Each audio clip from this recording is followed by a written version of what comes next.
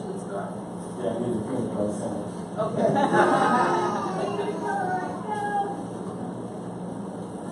Find what it is I should know. It's just a matter of time. Jury awake in your mind. Hold up with me. Love to know and find out what is true. Then you know what's in store just for you.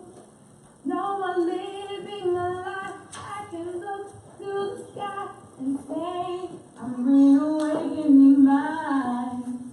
Come to know and find out what is true, yeah. Then you know what's in store just for you. No one living a life I can look to the sky and say, I'm reawakening mine. Happy Holy Day, Moors, and welcome to House of Reawakening Minds. House of Reawakening Minds exists to provide for exploration and practice of spirituality in an enlightened community dedicated to honoring the myriad of sacred pathways to the universal creator. We are a holistic center for spiritual grounding, free thought, self-discovery, and more science, an awakening experience for all ages. And we are so pleased, finally, after almost a month, to have back before us again our National Grand Chief, Taj Tarik Bey. Let's receive him.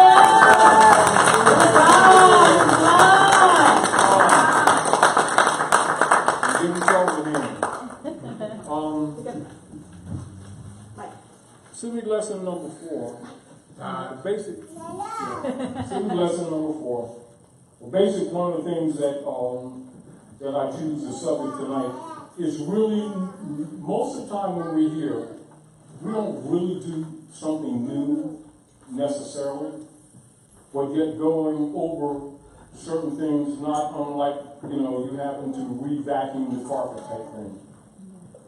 When you recognize, there's tracks that are on the carpet, so like when you recognize that people's concepts are not as clear as they need to be, and you find it necessary, but also understanding what you're actually dealing with. And because most of you know by now, which I don't have to emphasize to you, and I can be more open with you now, that 90% of your rulers on all levels are actually demons. And that's true. In politics and your organized organizations that you've been calling religious organizations, which most really aren't. And what you find difficult is getting people to look at these things and see them not necessarily as you see them, but to see them as they are capable of seeing them, but they don't know that they're capable of seeing, because they have been trained to shut down their seeing abilities and don't know that that's true. You understand? And because that is the operative now, socially, many people are being injured and will be injured because they're shut down.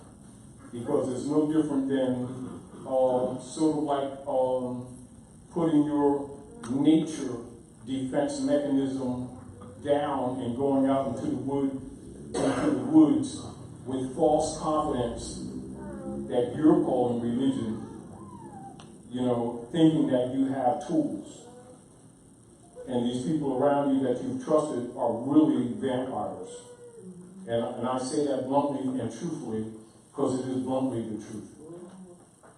And I think a lot of times when you're saying these things honestly, that and I comprehend and understand that a lot of people think, well, that's your opinion or that's how you see things, and I respect that, but what I'm telling you is absolutely true. And because they've amped up their activities, those who really know have to amp up and counter them, because we have to have balance, because that's basically what needs to be brought to the front. as the people are reawakening, really, who I refer to as the dark priesthood, and that's across the board, so don't get caught in the idea that because they're in a church, mosque, and synagogue, you know, that the majority of them are sincere to what they're doing, because most of them are self-serving across the board. So you have a handful of, to be honest with you, honorable people on the planet right now that are really trying to help humanity.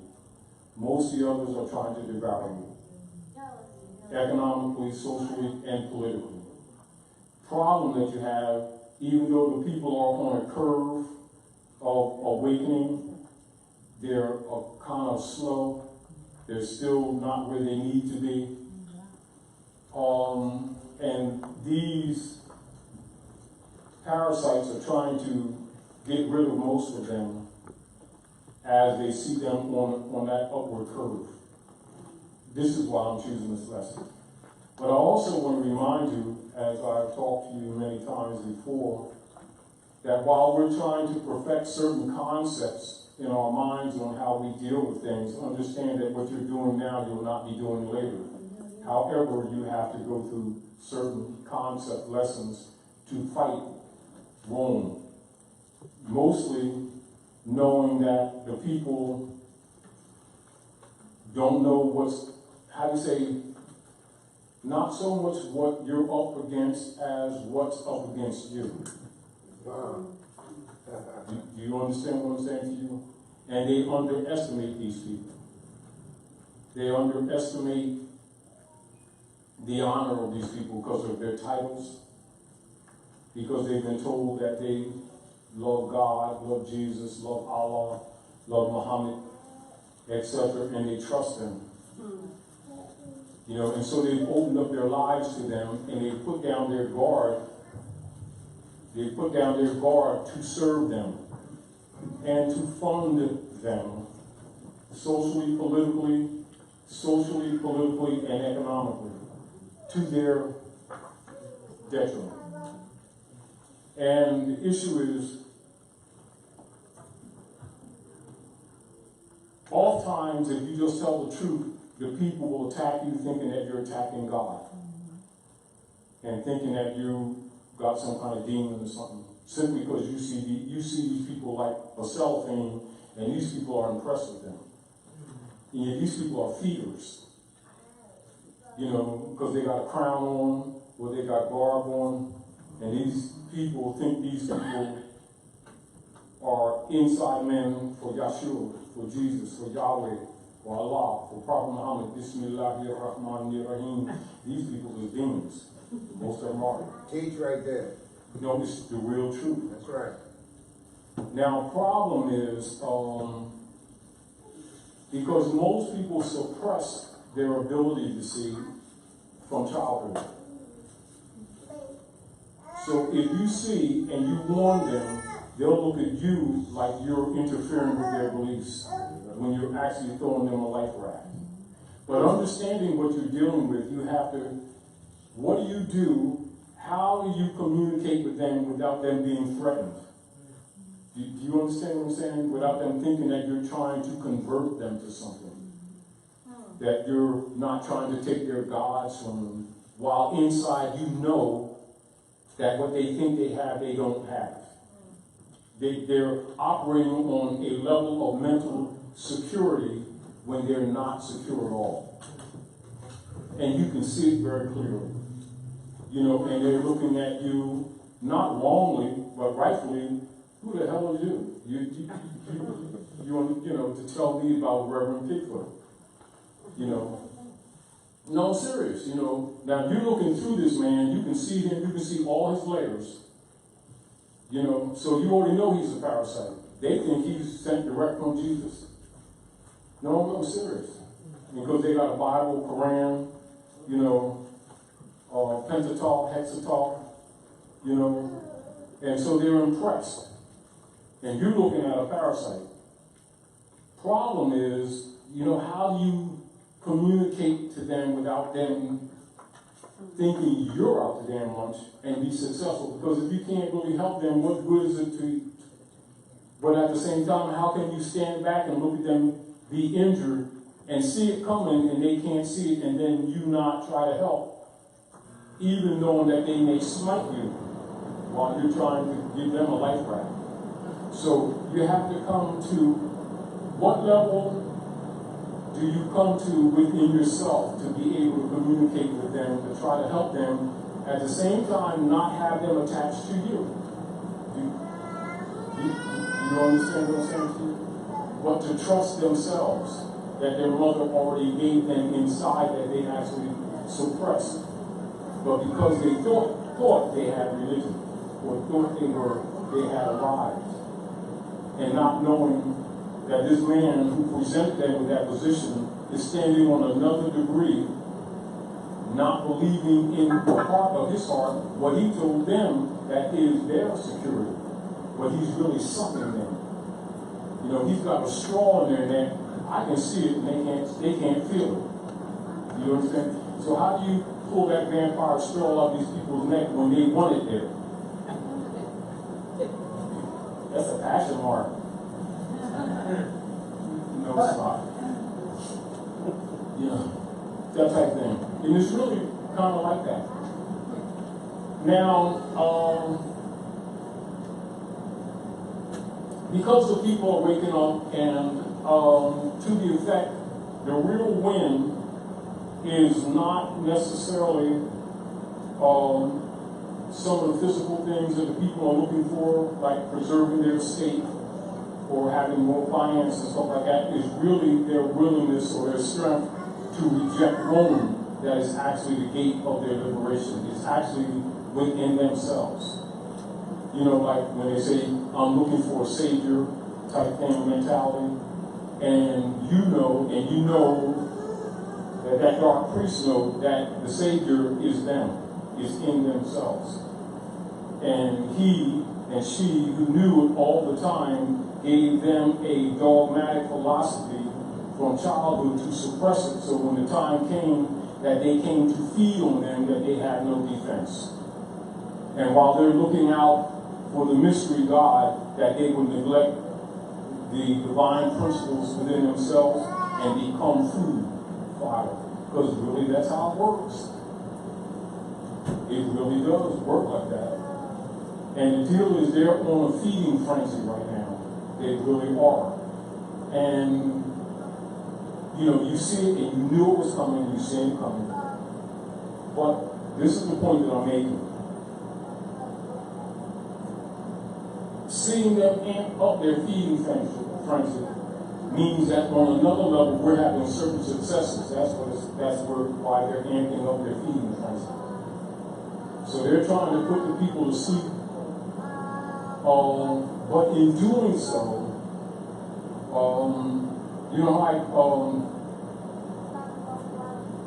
like if you're fighting a very skilled fighter,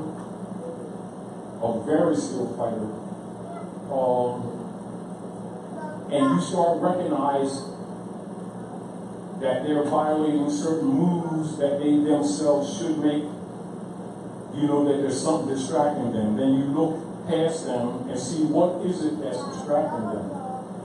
You understand?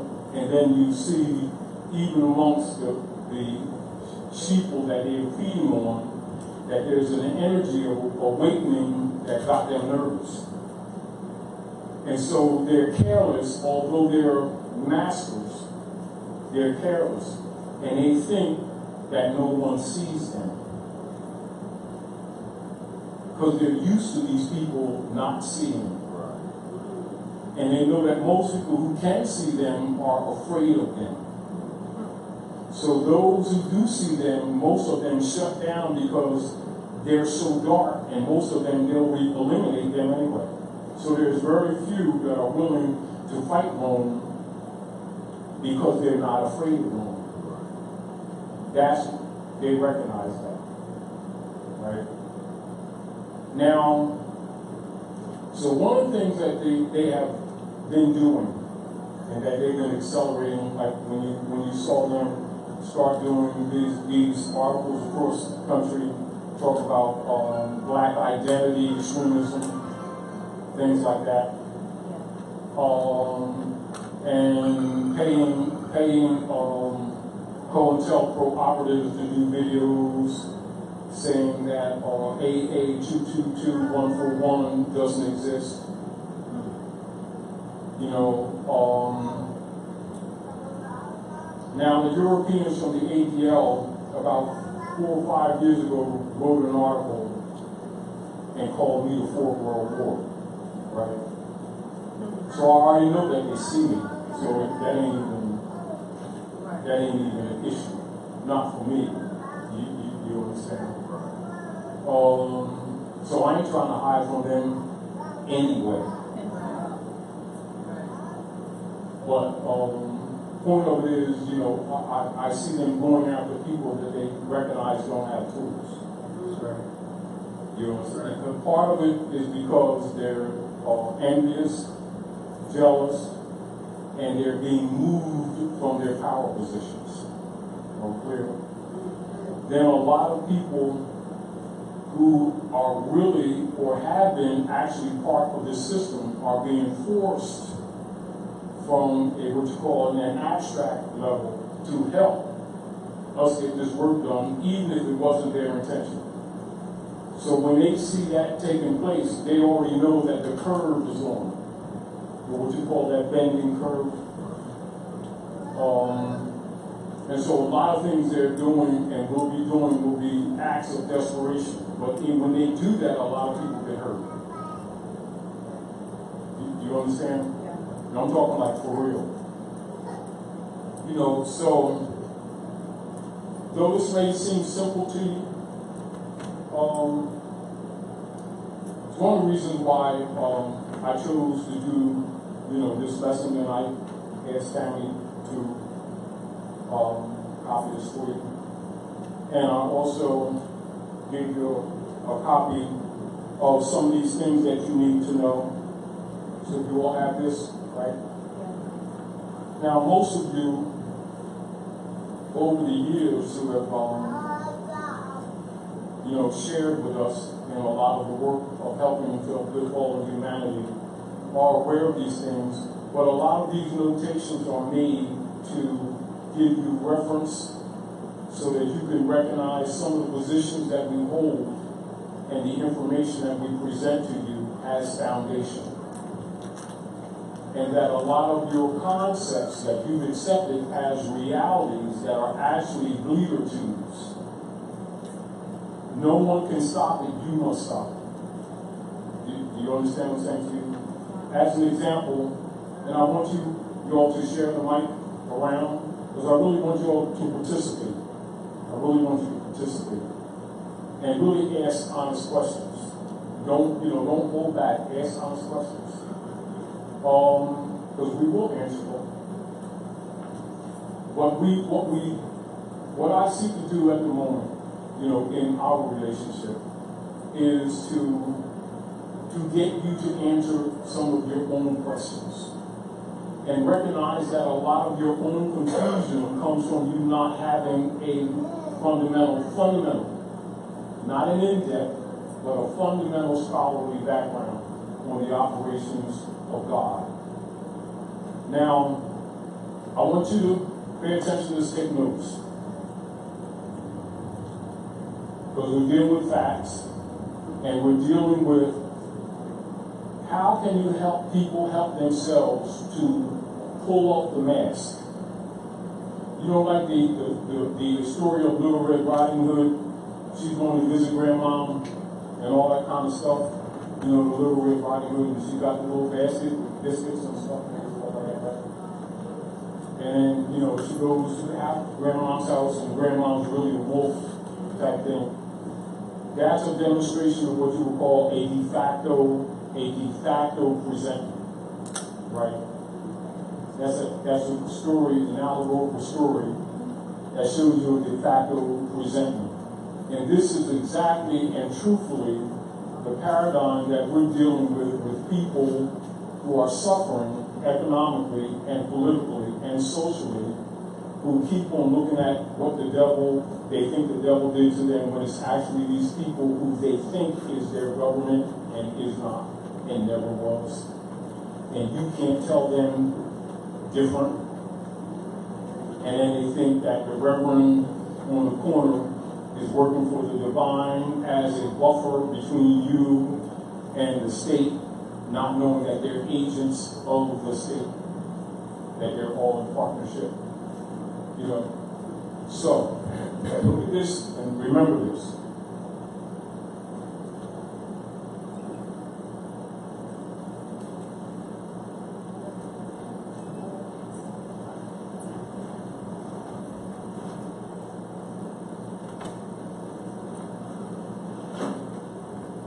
Right? This is government.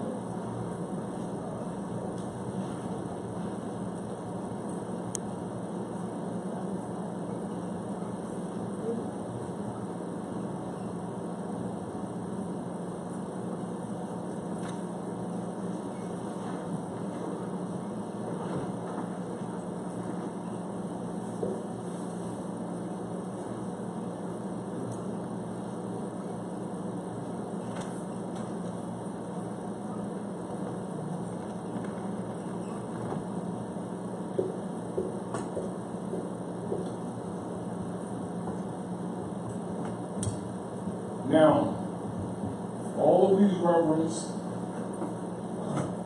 and all of these imams, and all these sheiks, and all of these rabbinate has been telling you about God in heavens, has really been serving Rome. And what you've been suffering is from God, and you have not known God. God is really government ordinance departments of the priesthood. And it ain't ancient like you think it is. Now that's the truth. Not knowing that puts you at a severe disadvantage in life. Not being willing to look at it honestly and knowingly makes you food for the vampires. Are we clear? Now, this is not a challenge to you in your inner relationship with that which is divine. Don't confuse it and don't mix it.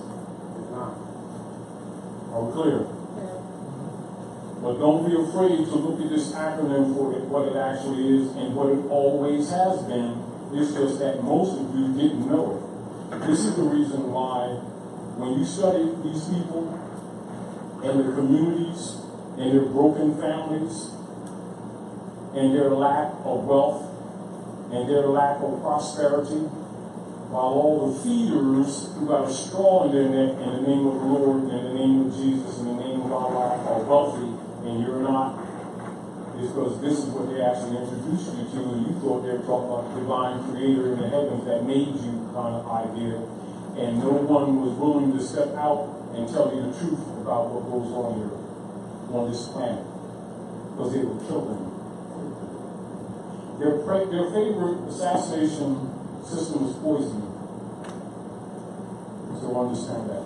You know, they use other methods, but their favorite is poison. And because you're waking up, they're poisoning your food, and they're poisoning almost everything that you use. Yeah.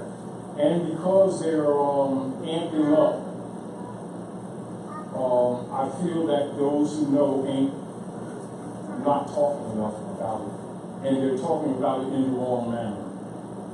They'll talk about the GMOs type things, stuff like that, and they'll talk about Roundup and stuff like that.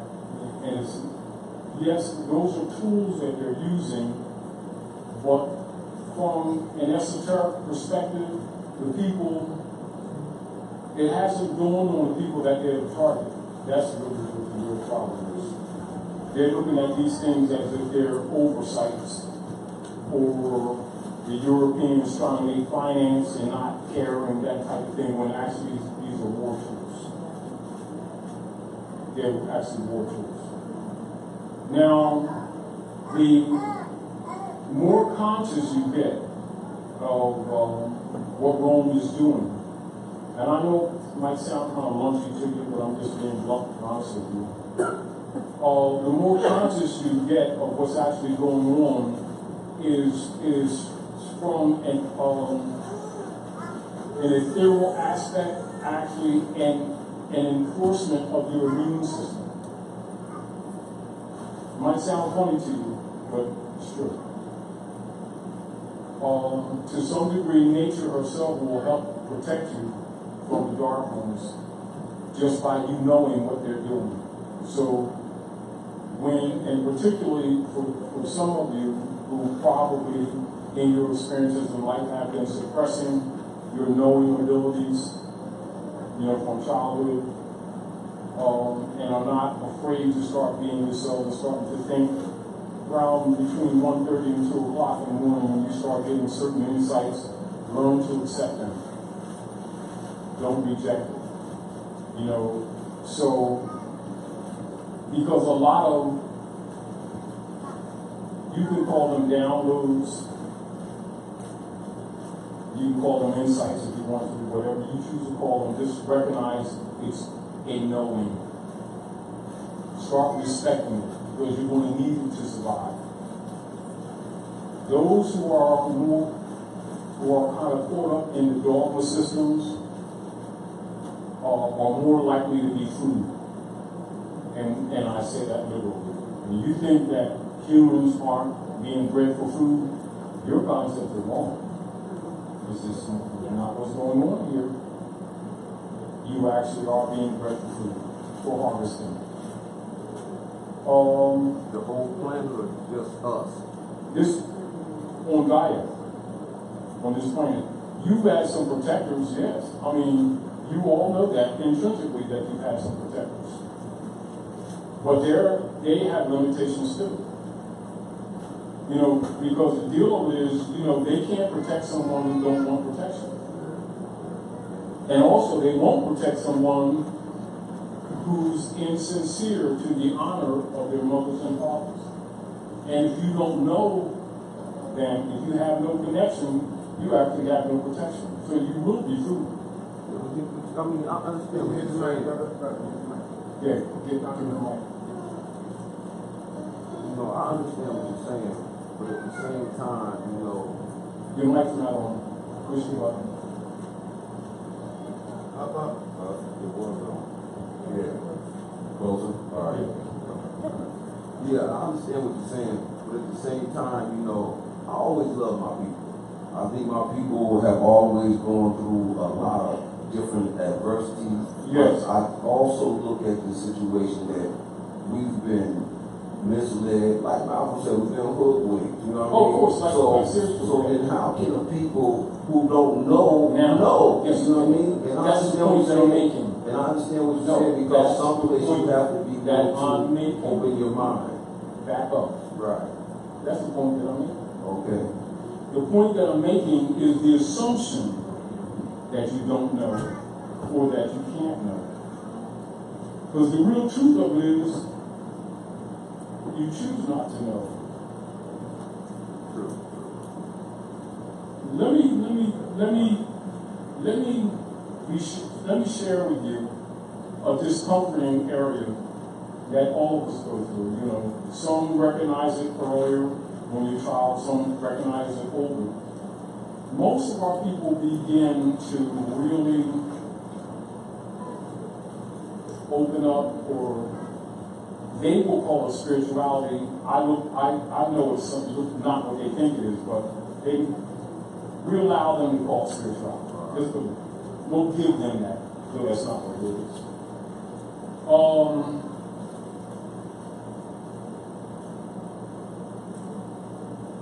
Most of the time when they're ready to give up the physical body, most of them, and they're still cognate, some of them at that time start being honest. But most of the rest of their lives are they're dishonest. It's not that they can't know, they chose not to accept what's knowable. Let me give you another point in law. When You hear the phrase when they say ignorance of the law is no excuse? Do you know where that comes from? You know the nature of that? And that's an ancient principle. This is the principle upon which that is built. There's another reason I chose this lesson. How dare you claim to know a God that you do not see and know not yourself? How dare you claim to love a God that you do not see and love not your brothers and sisters whom you see by the day? How dare you claim an excuse of ignorance of knowing how things operate here while boasting about your deep spiritual relationship with the outer gods of the netherworld? Therefore, a man who has a field of wheat and goes on the corner and begs for a sandwich and a slice of bread is in contempt. Likewise, any man, woman, or child who's been claiming their special relationship with the gods and turn around and will give up their birthright because they fear Rome while talking about they fear God, Jesus, Allah, Moses,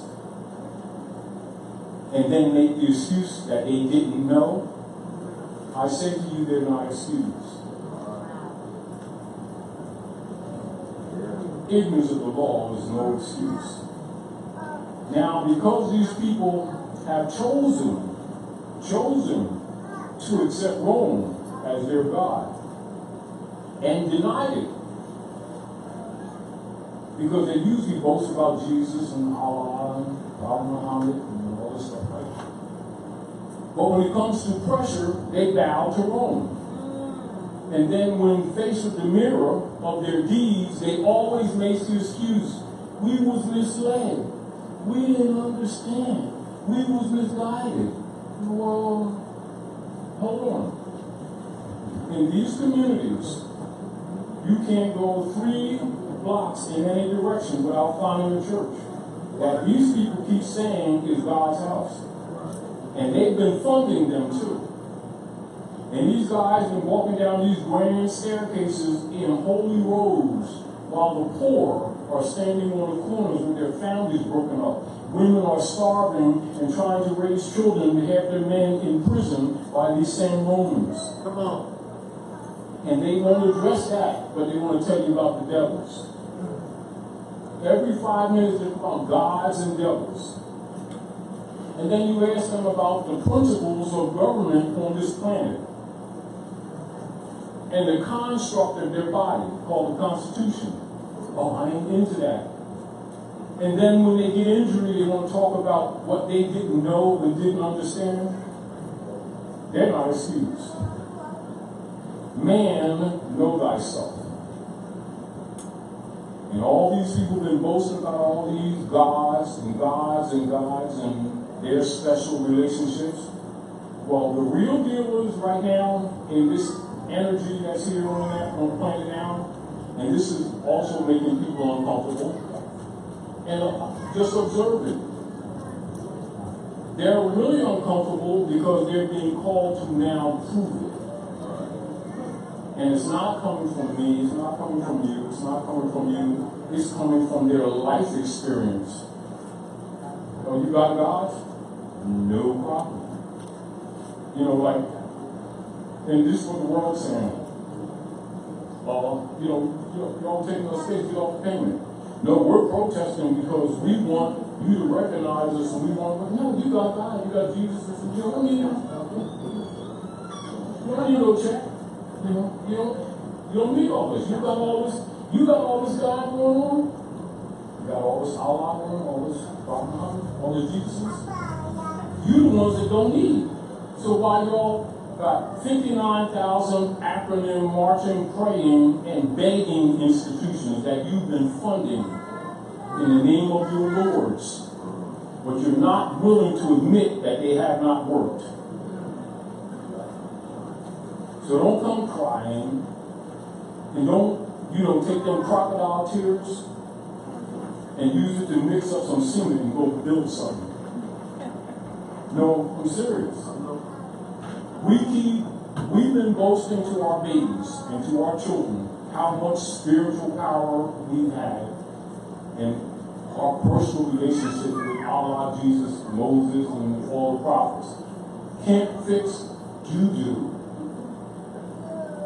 And then when you're charged with trying to fix the problems that you have in the community, you always run to that argument. Well, they misled us. Well, they miseducated. Well, if you knew that, why are you trying to use that corrupted miseducation that you admit to try to fix stuff when you see it don't damn work? And you won't let it go. And then when somebody tells you the truth, you want to run.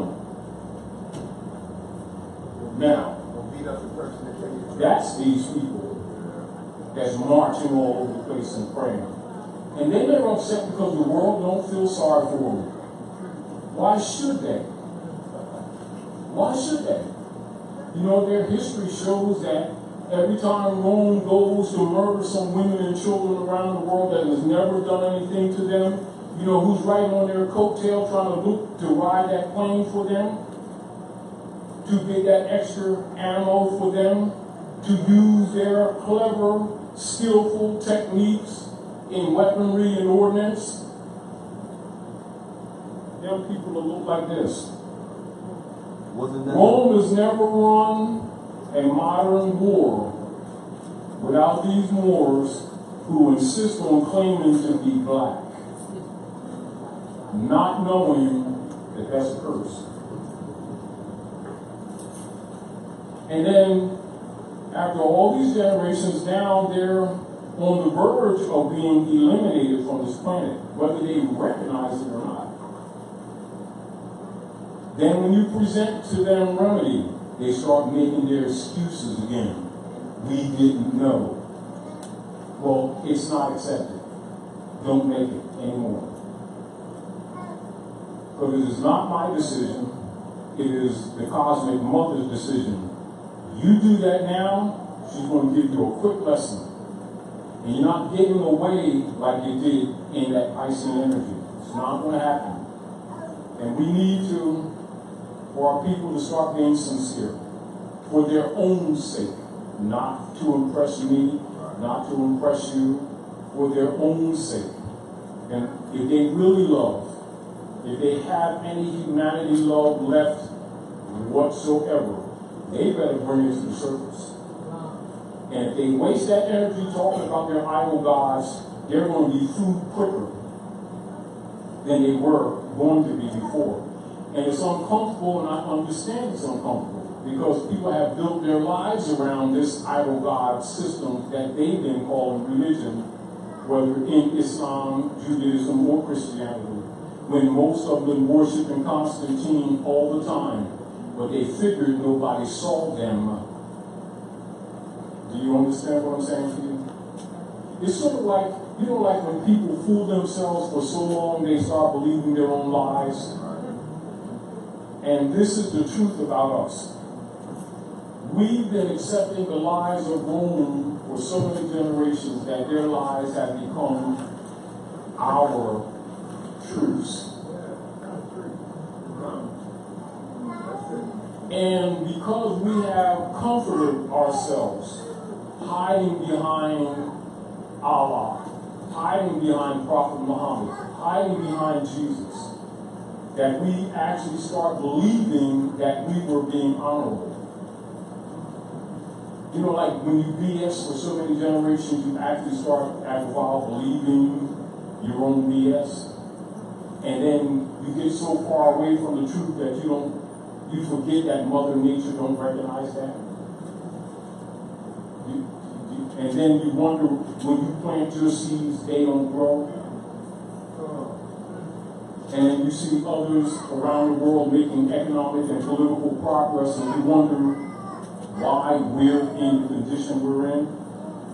Meanwhile, we're telling the babies how saved we are, and how much they should pray, and give Pastor Pigfoot $5 more and throw another $5 in for Jesus. And he's riding around in jet planes to take the word someplace else. You know he's a liar. I know he's a liar. He knows he's a liar. And the world knows he's a liar. And he's a damn parasite. And you've been supporting that parasite. And now you're paying for it. But you thought you weren't going to have to pay for that. That's a message to all these people called black, who insist on being black. They're going to be black in the line of ashes. Our job is we can't stop that bloodshed. Our job is to try to limit it, knowing and not lie to you and say that we're going to stop it, or that we have the capacity to, because they earned it.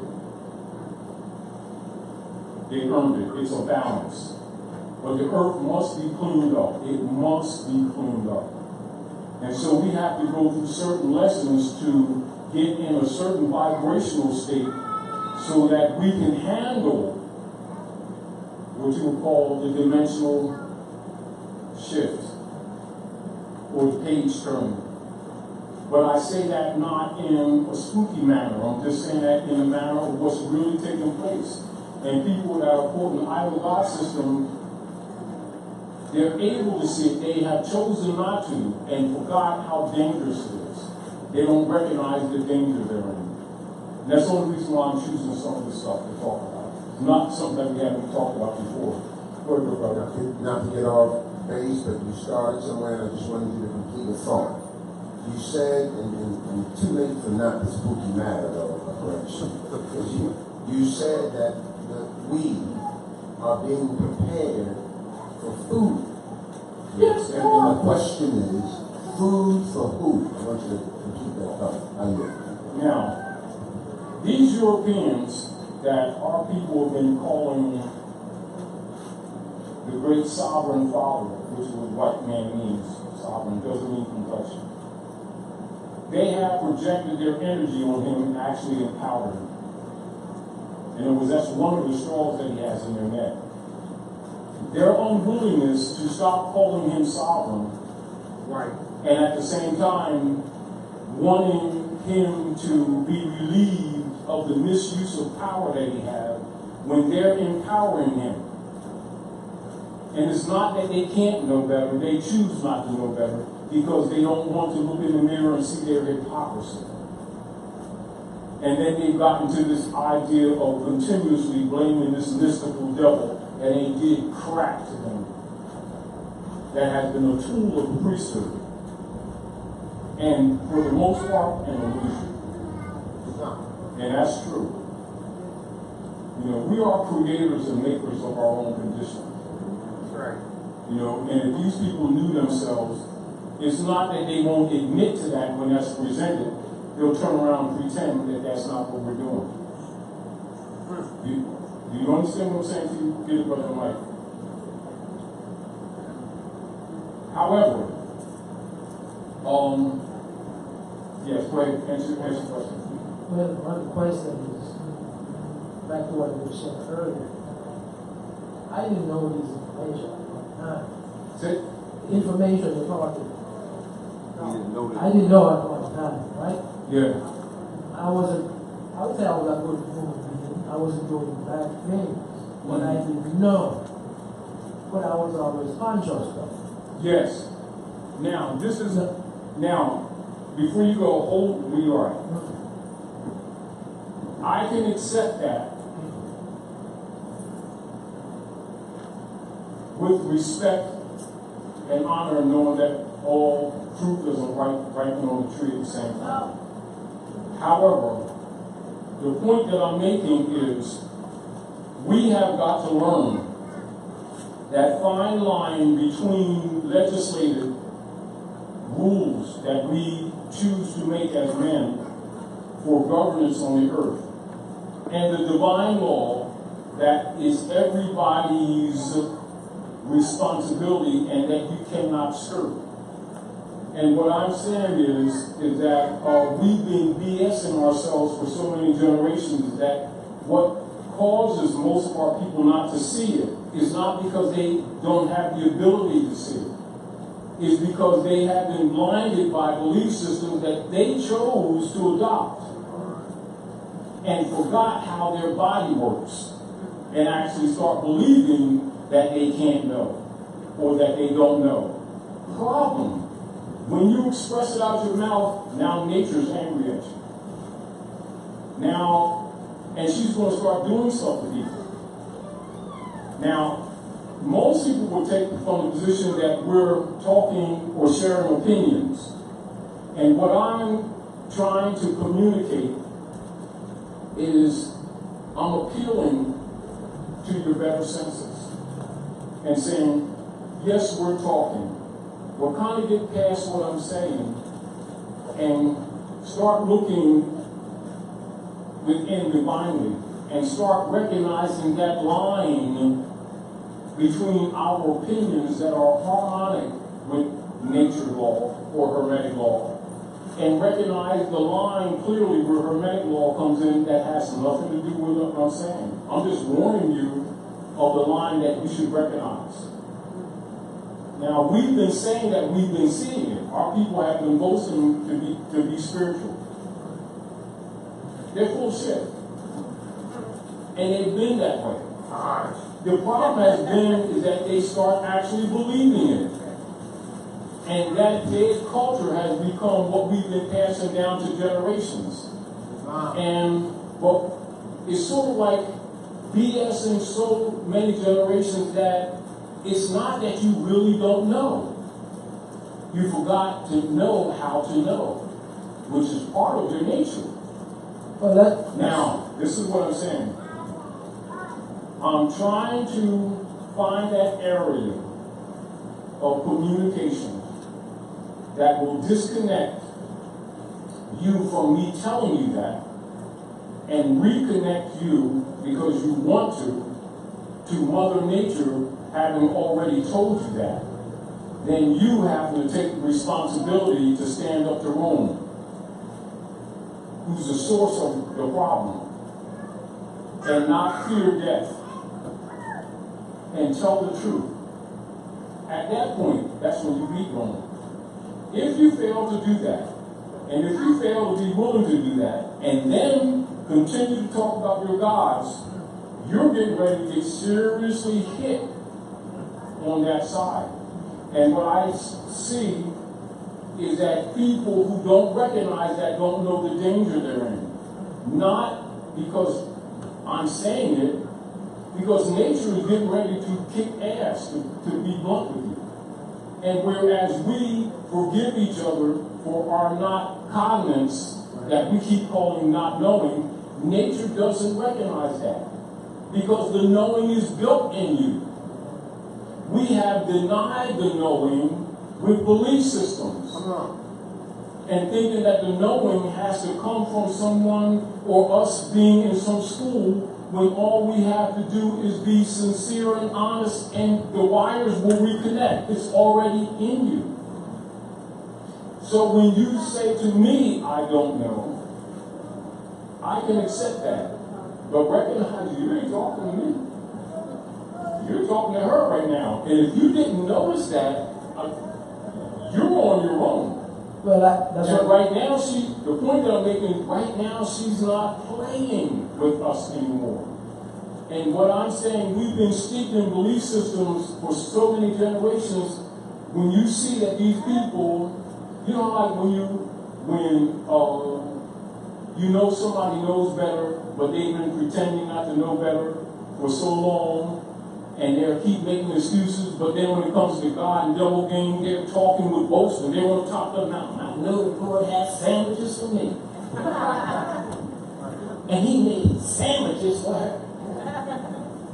And if God didn't make sandwiches for you today, he's going to make something for you later on. Everybody's all right. You don't know how good you You all know this going on?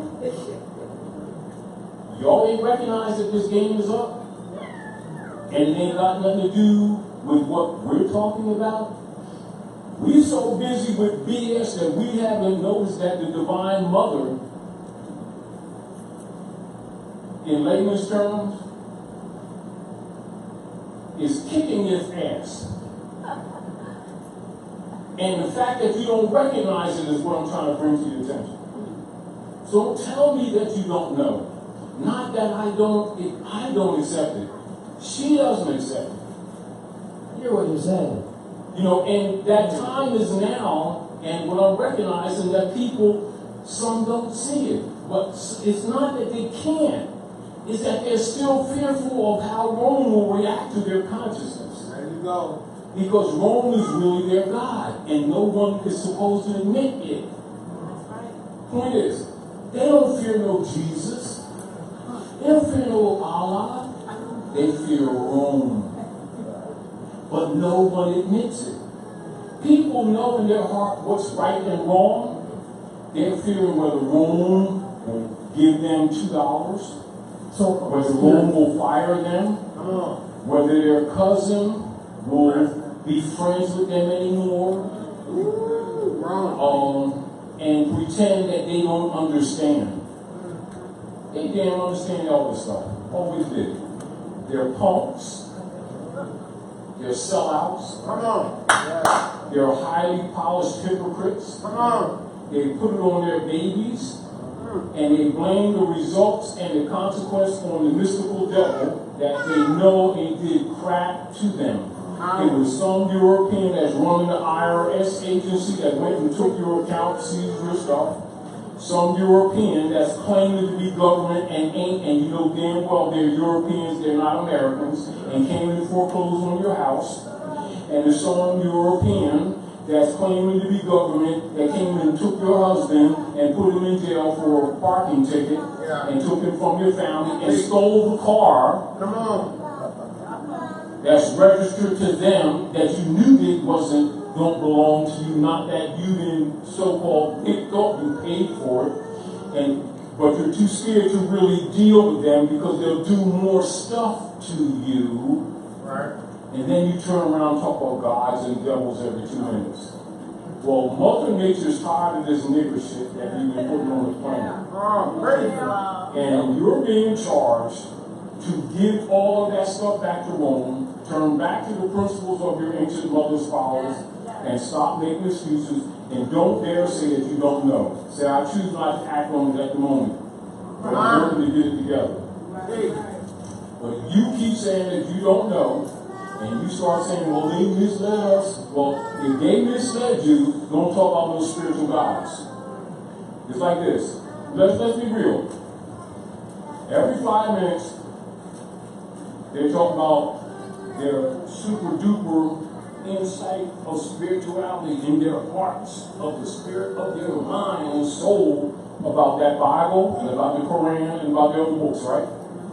They're going to tell you when God's going to kick the devil's butt on Thursday, sell your bicycle, and get ready for the rapture and all this. They know all this stuff. Why the hell are they marching all over the place? They so saved. Go get your husband out of jail. Stop talking about these poor women struggling with these children trying to survive. Go to Rome and command the removal of your husband from their prisons and your children. Stop delivering your children to them skull and bone operators called John D. Rockefeller and Frederick T. Gates, 1902, after they murdered Winona and set up their Kabbalistic mind control system called the General Board of Education, and they publicized exactly what they want to do to your babies.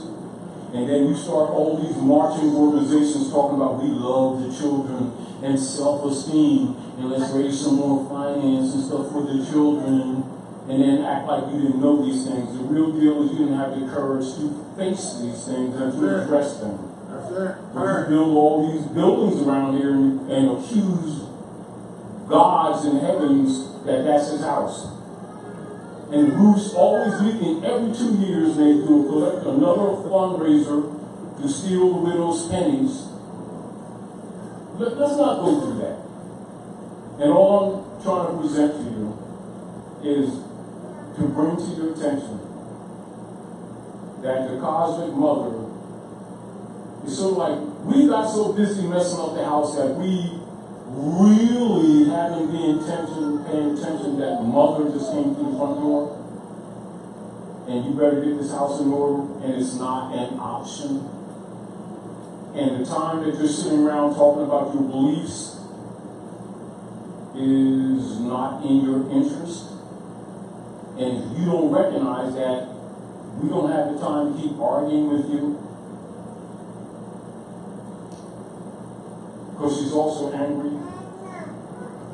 And if you're on the wrong side, that you're going down the wrong. And so you start talking about I'm Afrocentric and I'm melanated and all this sort of stuff. You can do that if you want to and waste your energy with that kind of language. And everything that you put out your mouth that's wasted, you're going to pay for it. And it's not a punishment. So don't look at it that way. It's not a punishment. It's a balancing out. It's sort of like we've gotten so caught up in dogmatic belief systems that we really forgot how nature works. And we start displacing the truth of divine law with belief systems, and we've been operating in the belief systems, giving it more credence, ignoring what we know in our heart to be, because we're afraid not being liked or not being accepted. And we've been funding this crap too. Then looking for somebody else brave enough to start a program to deal with the symptoms of the problems that you caused. And then blame it on some mystical devil that had a damn thing to do with it. And then the real corruption is keep turning around talking about how spiritual you are. Ignorance of the law is no excuse. Don't make them anymore. Now it's dangerous. In the Piscean energy, you got away with it. You do it now, you're in trouble. We're trying to limit the injury that's getting ready to come to these people. That's really not coming, that's on them. And the danger is not recognizing it. And it's not that you don't have the tools, because you do. It's not willing to accept that we've been living false lives. And we knew it. But we've been getting along. See, so how we've been accepting each other, that's cool. We're so busy living our hypocrisy that we forgot that nature operates on a larger scale the same way the seasons operate. And they come right on time. And you forgot because we're so busy being full of doo-doo that it's not that we really don't know. That's the forgetting. Not knowing, forgetting that we know. And then not being willing because we've got to change what we do. We got to change how we relate to people. And we want things to kind of like stay the way it was. It's sort of like partying when you know you should have been home. Type thing. You know, or like, you know, good movie and everything. And then you start noticing the curtains start moving. But you know, this is a good movie. You know, you don't want the curtain to close. Movie's over. You ain't got to go home, but you got to leave here. And we don't get it. Now, back to the point, because I don't want to get you off, but I want to try to present that to you. Give me the mic. I want us to kind of look at ourselves and kind of look inside yourself and recognize we don't need to impress each other anymore. But understand when you say that you don't know, or that Rome misled you, that's not in your interest. That's a dangerous thing to do now. Because you're going to be charged with it. In other words, like when you're in the Piscean energy, you got away with that. And we've been getting away with that for so many generations that we're continuing that, but we're walking into an area of light that's not allowed. It's not allowed. And it's not that it needed to be even then. It's just that we got away with it because of the Piscean energies. So the dark priesthood ruled altogether then. So you could talk about all the beliefs you want to. You knew you was lying, but you did away with it. In that Aquarian light with Uranus and Saturn, it ain't going to happen. You're in dangerous water now. Not because it has to be. It's because do you recognize what you're dealing with? And if you don't make an excuse that you don't, because it's not that you can't. You chose not to. So when you get punched in your face,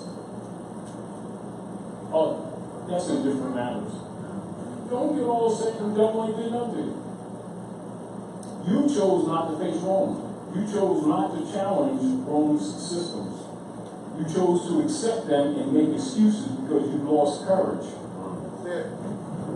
That's it. Go ahead. It's like I can see this in nature, because a friend of mine has a little puppy, and the puppy was taken from the mother, but like 4 months later, whatever, gave the puppy a bone, and the puppy knows how to go and bury that bone. Yeah. So what you're saying is absolutely right. It's internal. We know. We know and always knew.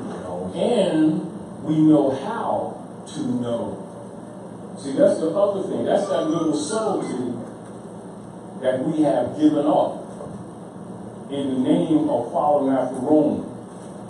In order to comfort ourselves, the social solid system, comforting ourselves by hiding behind the passwords of Jesus, Allah, Moses, Muhammad, and then feeling like we've arrived, when truthfully we know that we didn't, but as long as everybody else went along the program, we could sit back comfortable in our hypocrisy while the world is falling apart around us.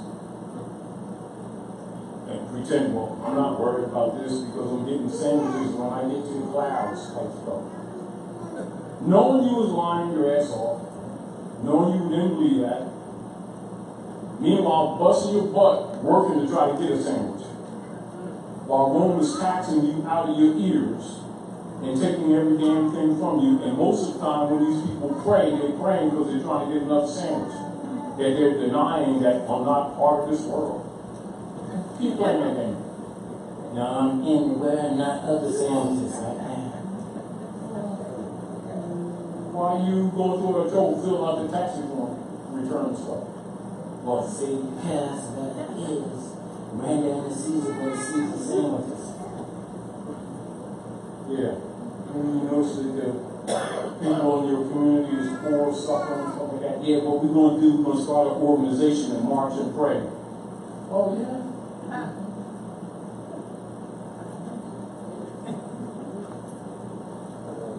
But then you look in the history of these people, you see badges that they got for going to Vietnam, Cambodia, and other countries, murdering women and children for these Romans, and they're trying to act like they're holier than thou and that they're passive. No, they ain't been damn passive. So, be consistent. If you're going to be a punk, be consistent. Knows what it is. That's right. That's the whole point. Which means they're not unknowing. They know just what the hell they've been doing. They just thought they weren't paying for it. Well, they're going to cash these checks now.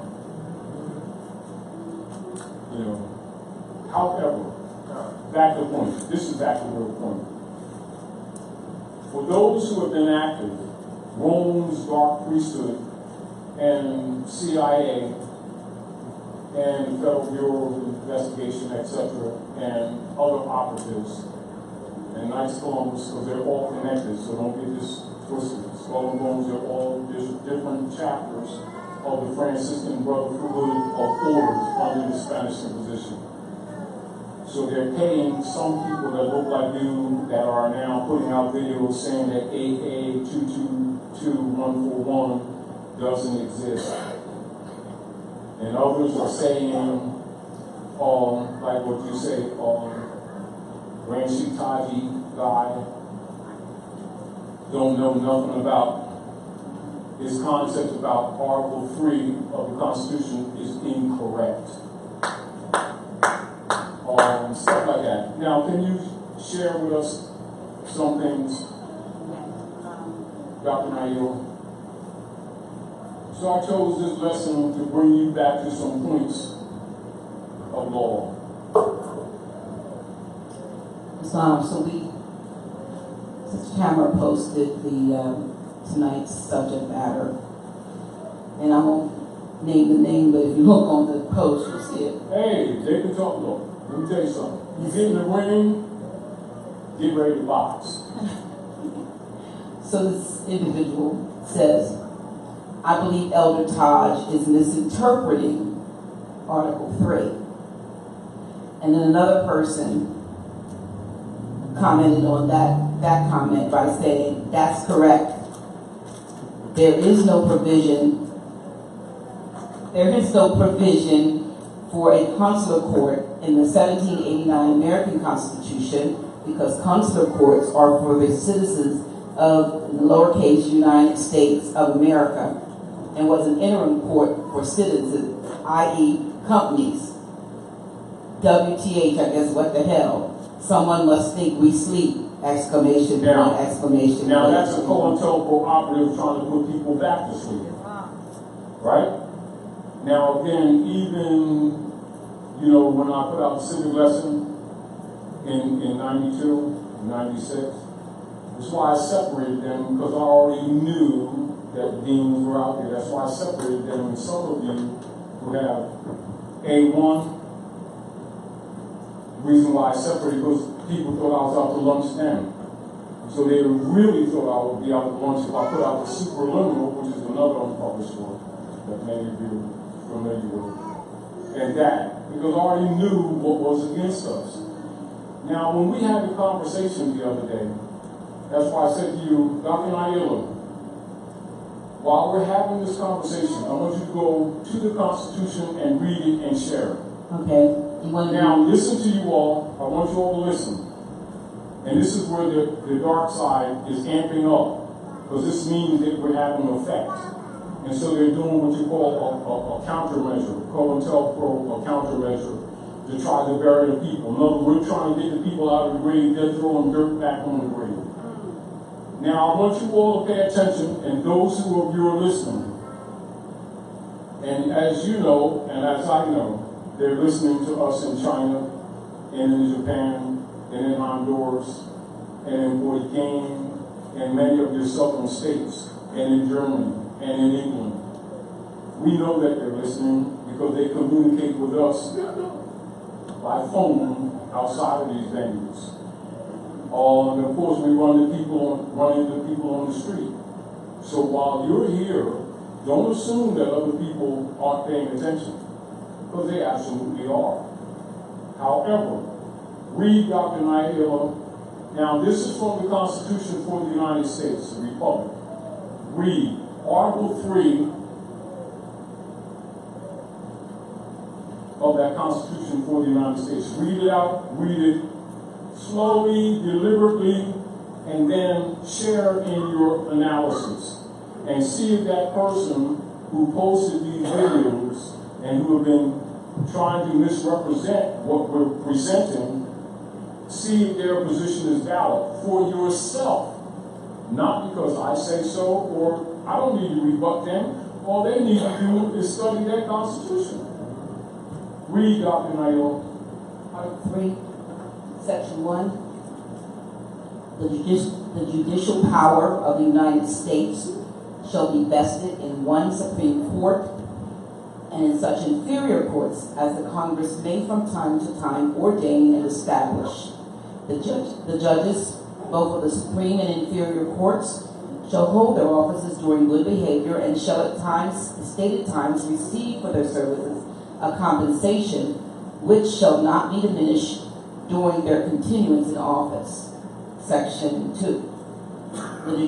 The judicial powers shall extend to all cases in law and equity arising under this Constitution, the laws of the United States and treaties made or which shall be made under their authority, to all cases affecting ambassadors, other public ministers, and consuls, to all cases of admiralty and maritime jurisdiction, to controversies to which the United States shall be a party, to controversies between two or more states, between a state and citizens of another state, between citizens of different states, between citizens of the same state claiming lands under grants of different states, and between a state or the citizens thereof and foreign state citizens or foreign state citizens for land.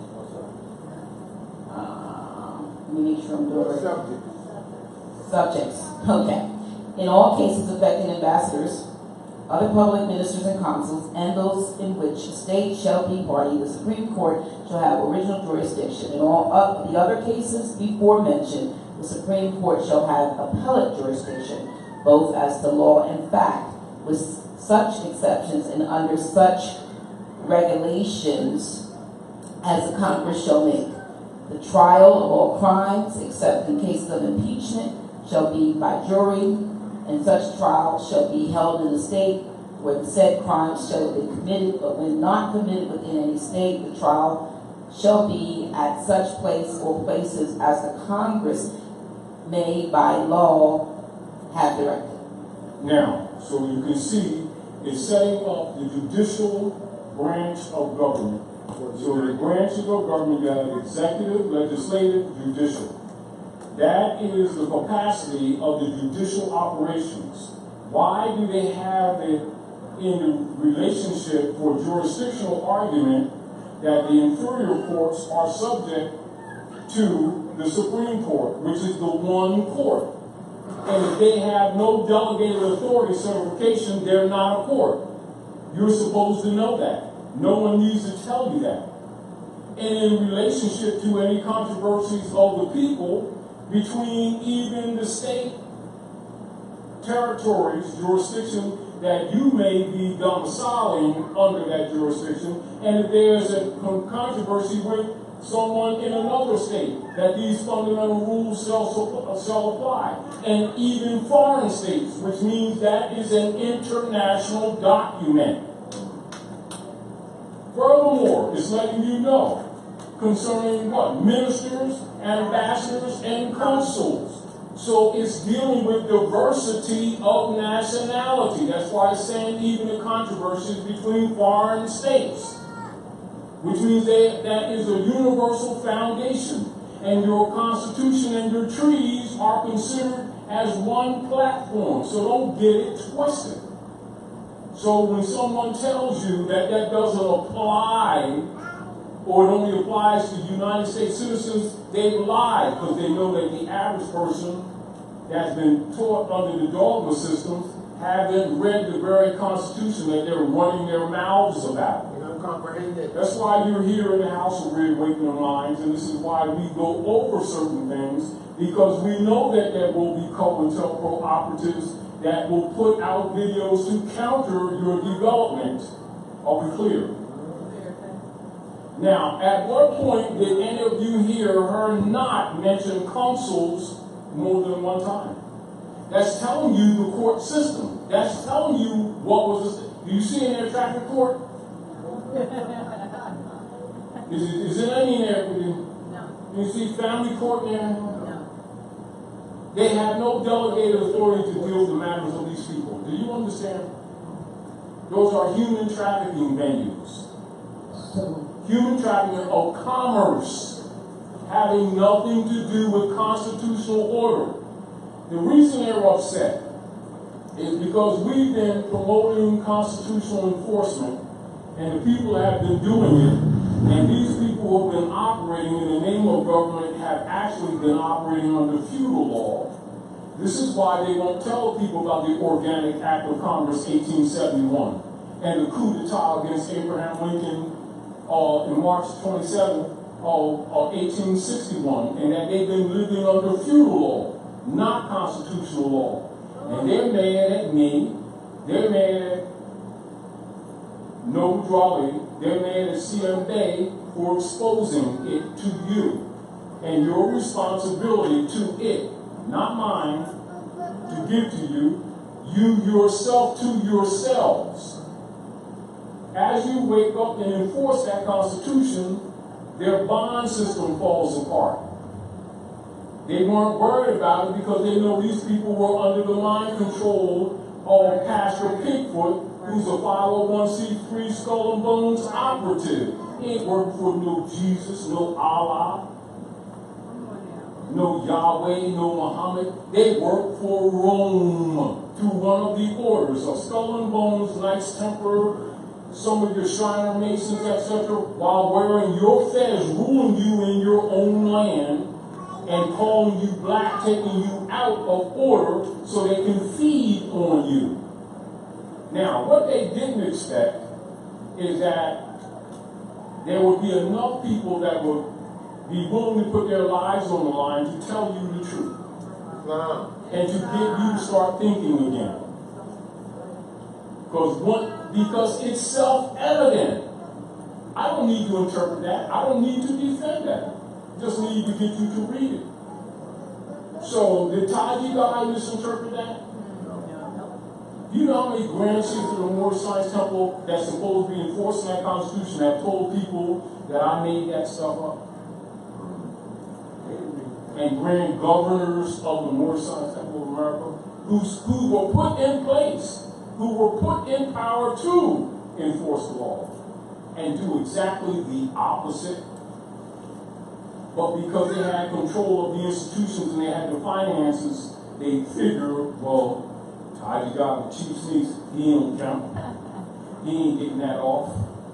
We'll get rid of him first.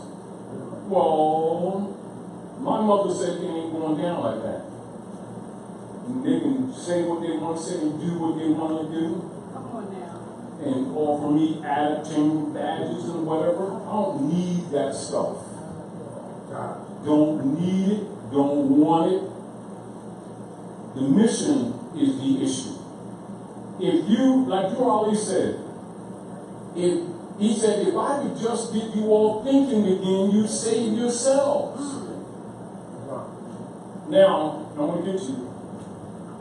Because I also want you all to do, and I'm sharing this lesson with you because I want you to see, and this also goes with the counter COINTELPRO operations that the FBI and the CIA have launched against Sharon, Tracy Gale Day, and others, and trying to misrepresent them to the world. And also to misrepresent Brother Lamont, who they had in prison for a while, who's out now in the Maryland Territory, etc. And for you all to understand my passion of enforcing consular court, which is the Article 3 venue for your nationality card, which means, you know how Raleigh said your nationality card will change in your pocket? What he's saying is that your consciousness of what you have will change in your mind, and then it will be different because you will be different. That's right. Which means, do you really comprehend what you have? Knowing that the people don't know that or don't get it. Right. You know, there's different methods of instruction. Yeah. And some is letting them get their asses kicked.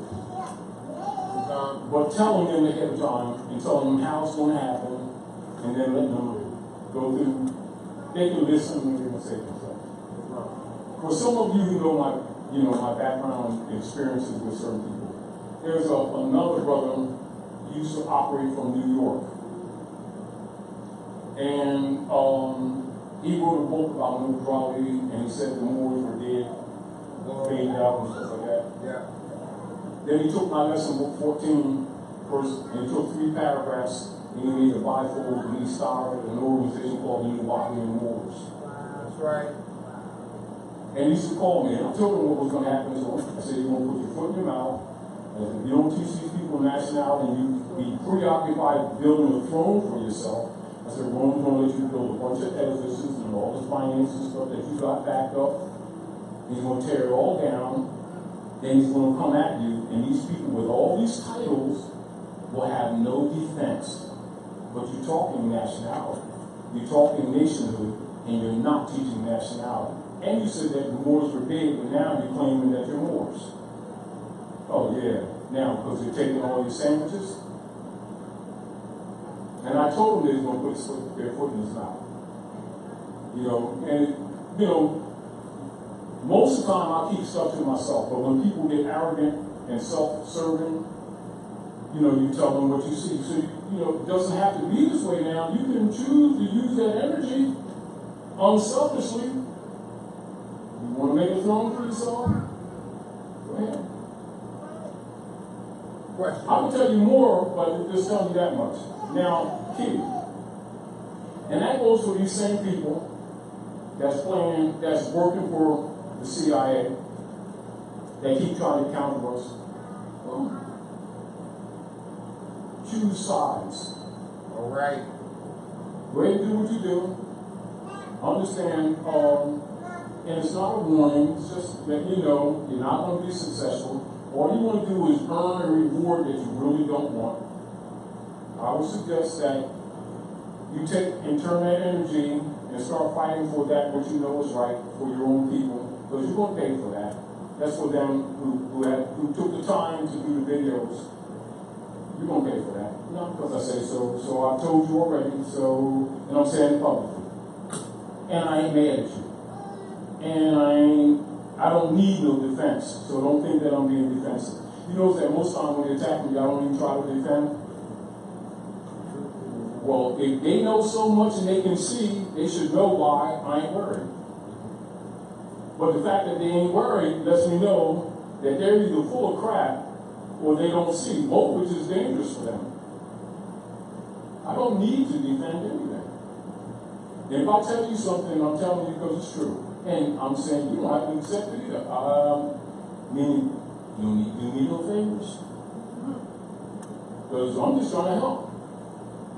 Meaning that you can't swim, I'll throw your life raft. You can't say that somebody didn't. But I'll tell you this, everybody's going to cash whatever checks that they write. You're not getting away with this crap anymore. No. Now, that's the truth. Now, go ahead.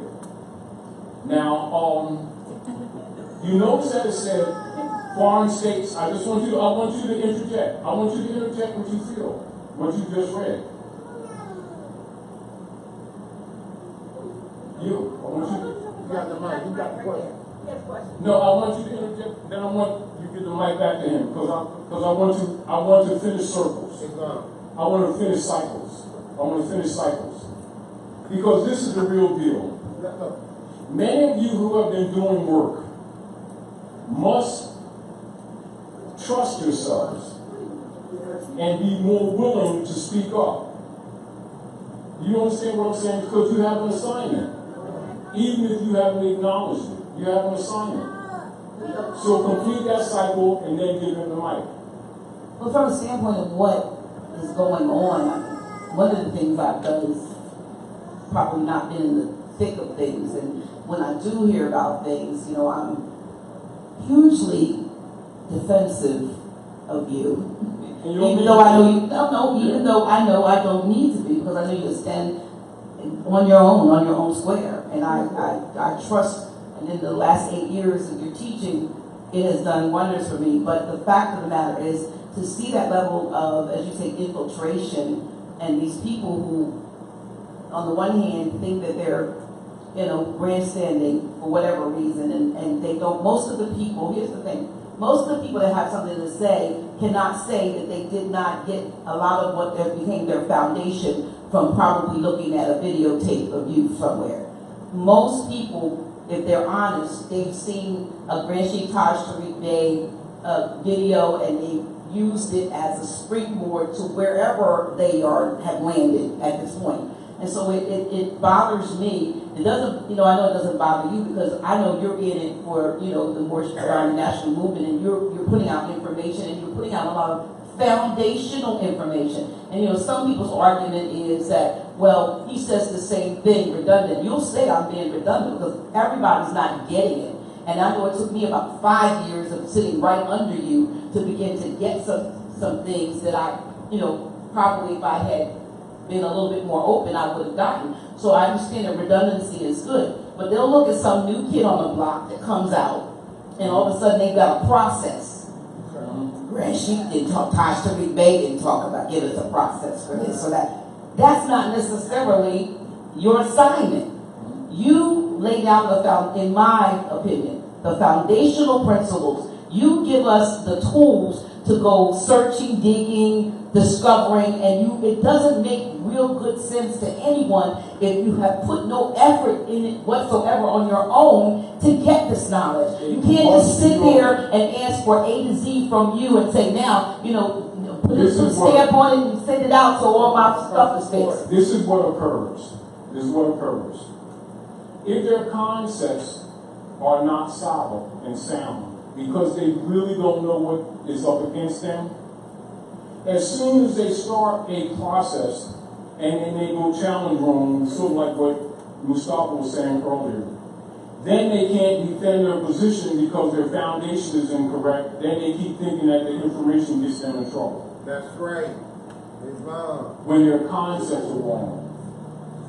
So what we have to do very often is go back to fundamental principles. Like in the game of life, in the game of chess, when you see confusion, you see people come together, and then you see them start, after enthusiastically coming together and they get confused, you start recognizing that they're violating principles. They start gathering data. And it's not that they shouldn't, because we want them to. Are we clear? But we need for the concepts to be correct so that the data that they gain, that they can achieve. Are we clear? This is the other thing. It's sort of like some people get the information and they're so busy, and I'm not saying that they're wrong to do this, it's just that I choose not to do it. To start securing material things for themselves that they're really not thinking about other people. You understand what I'm saying to you? And most people, if they do not have the foundation of the processes, their concepts are incorrect, and as soon as they go out into the world, Roman beat them up because they themselves don't become what they know. They think that the data, that they read the data, makes them there. It is an ethereal fight. Yes. And I understand that people, and I don't begrudge it. So he's going over certain things redundantly. That's deliberate. That's right. It is because I'm looking at the people, and I deal with people from around the world, and I deal with people, a lot of our people, and you'll give them something, and they'll go out and start doing stuff. It's cool. That's right. And then you'll see them contradict themselves and don't recognize they're contradicting themselves. Islam.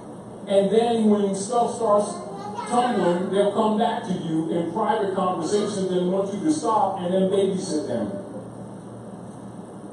Because they're too proud to come back and sit down and listen.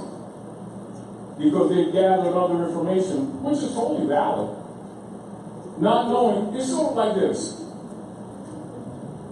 Gathering data information and forgetting that these people are Masons, Eastern Stars, Daughters of the American Revolution.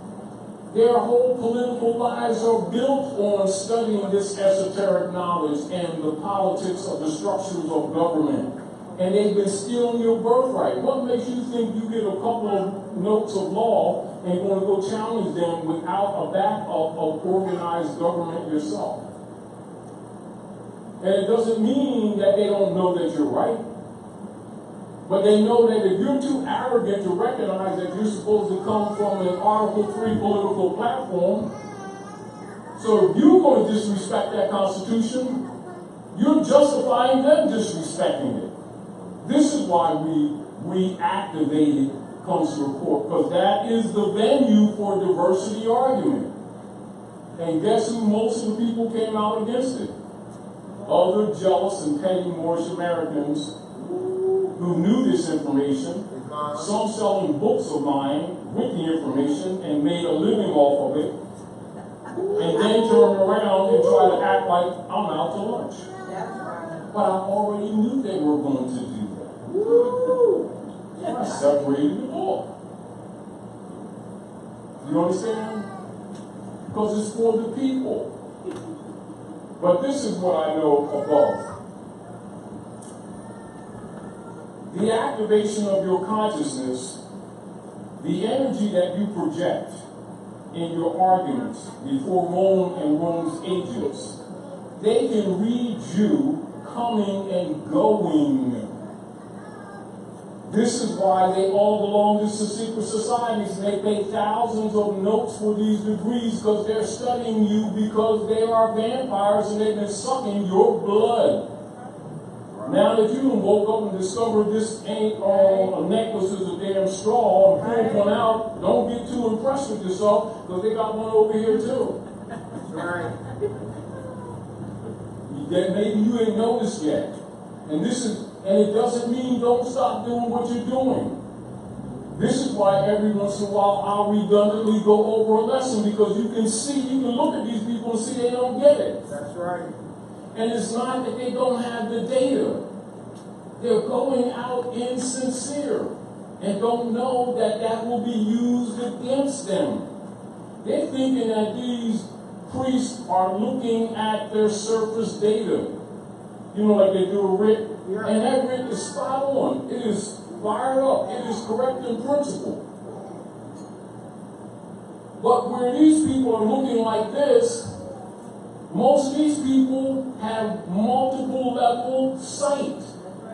And they don't know it. They underestimate what they're dealing with. These are dark priests. Like for real? Now I ain't talking movie. And so they don't, oh, I got this. See, because the UCC says you can't take sandwiches on Tuesday without UCC this and I got this now. And somebody can get this very, very simple, but be sincere.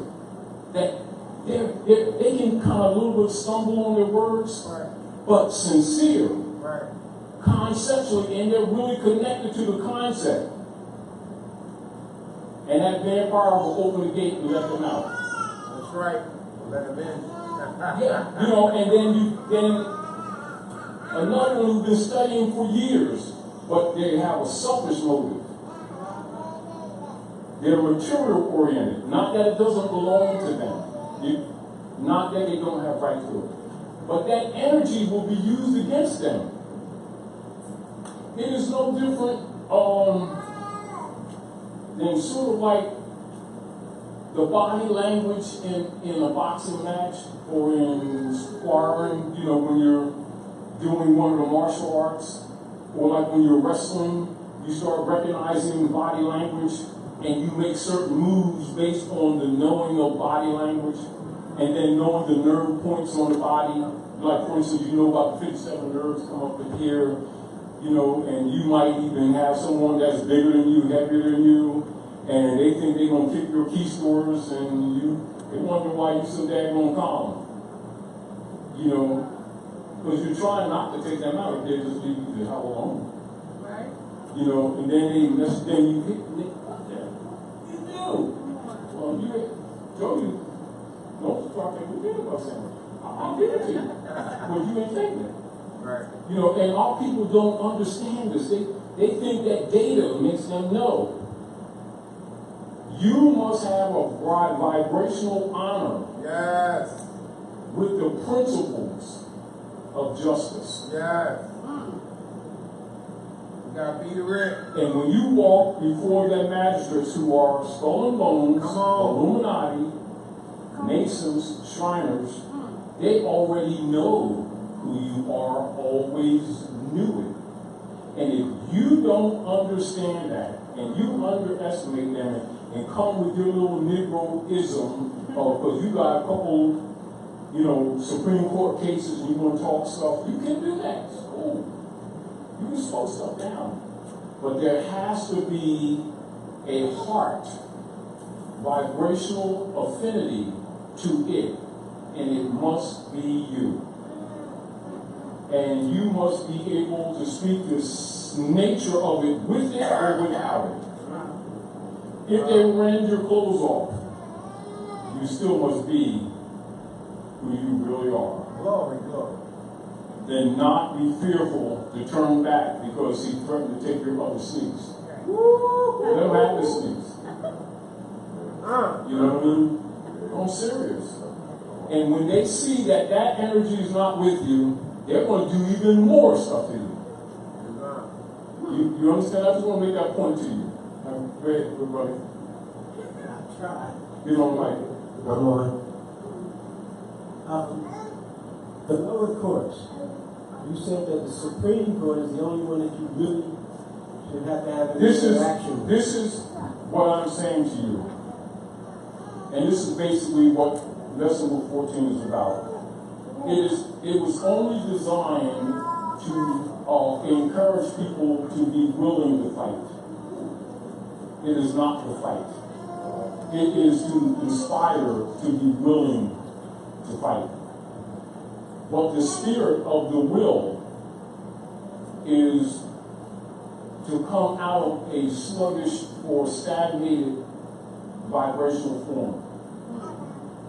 But when you start fighting, you must be sincere and honorable and not look at that they're overwhelming you with the weapons of their organized society. And that you don't let your fears and doubts make you step back from truth, that you know is the truth. And that you do it because it's right, not because you're looking for a cookie. Right. And do it for others, not just for yourself.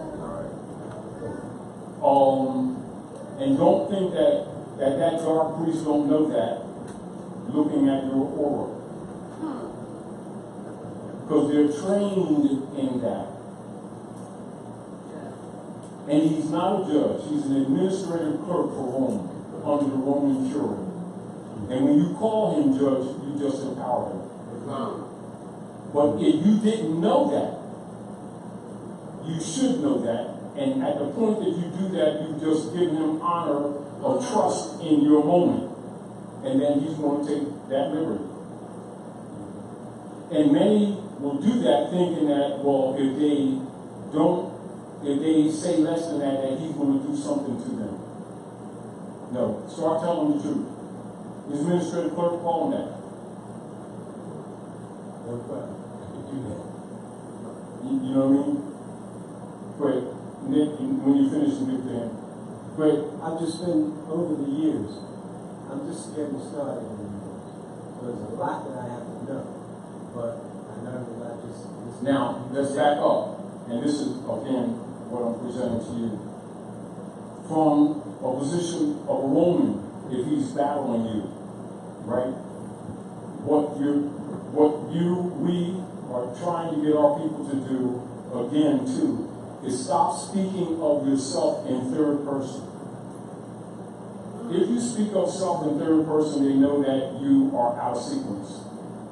That's an opening for an attack, and don't think they won't take it. I believe that. I've seen the attack. Let me demonstrate what I'm trying to get across to you. Okay.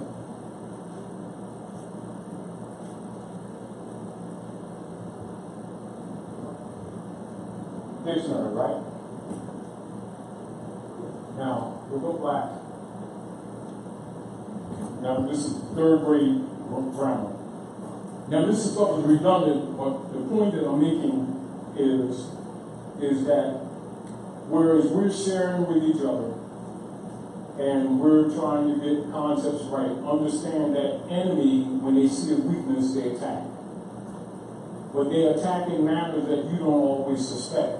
One of the things that Romans use constantly, including those who look like you who work for Rome, is psychic attacks. More psychic attacks go on than you know go on. And they're not doing it haphazardly. They're doing it because they're trained in it. So stop underestimating them. But it doesn't mean be fearful. But stop underestimating them. And this is why we tell you, pay attention to what we're telling you because they are tools. Don't underestimate what we're telling you. But also, don't admire us or don't get caught into that celebrity mention because it ain't about that. It's about starting to fight sincerely, but learning how to fight ethereally. Because they're battling you every day. It's just manifesting in the physical plane. But they're hitting you psychically. Now, black. Right?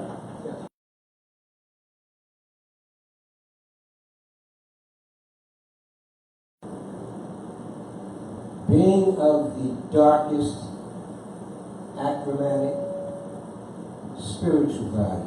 Now, hold on, Dr. Naila, and I'm going to show you, and just like you say, you're studying, but I'm showing you why it's necessary for certain things to be redundant, right? So immediately you violated the third grade rule of grammar.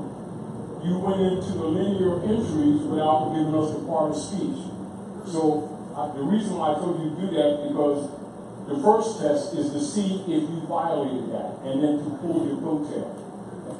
So what part of speech is black? Black is an adjective. Is it clearly in the dictionary? It is. Well, why didn't you say so? Now, in law, you would be declared incompetent. They wouldn't say it, but that would be the case. Then they put another man on you and put you immediately under the Christian black codes and start mistreating you. Now you're made and talk about racism and everything when actually you're out of order. Gotcha. And they're taking advantage of it. Because the first rule in social life of humans with each other is status. Do you understand?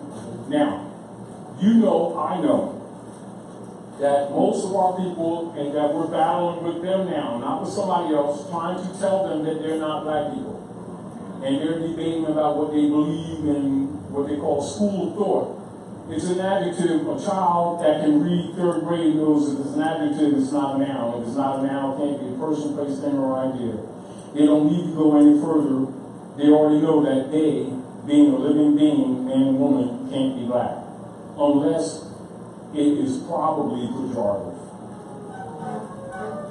Meaning that it's a slander, it's pejorative, or brand. Now, that you don't arrive to that reasoning, which means you're incompetent. If you're an adult. You see the point? When that's third grade. So now you're starting to go into the linear entries already when you already know it's an adjective.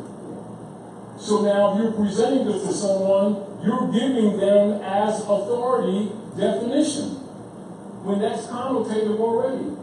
So that means you have not even recognized the separation between connotative and denotative presentments, not knowing the distinction between meanings and presentments. So you're already under the spell. But it's not suspect. You don't suspect because it's the way you've been trained. Most operate that way. So now, if I'm enemy, I'll let you go ahead and go through that and then beat you up. You would be thinking of taking advantage of you. I'm just looking at a weak person who doesn't know the rules of communication of a third grader. Where you know stuff. This is what the miseducation is. That's why etymology is not taught to our children in early grades, because they're set up to be handicapped from grade school. And then you grow up, you're already handicapped and don't know that you're handicapped because you think you can read. And arrogant about it. Our job is to bring it to your attention so it becomes your knowledge, not because I say so. You understand? Yes. Now, this is third person. It is not unlike Chinese who've been conquered or invaded by the European Britons, the Albion stock of the Germanic tribes of Europe. Not the Aboriginal people, but the European Albion stock, who collectively have been operating under the Spanish Inquisition for world conquest. That's the real politics. And when they went into China, and so many Chinese call themselves Chinese in that manner instead of Tianese or Manchurian. But they know that. You understand what I'm saying to you? Yes.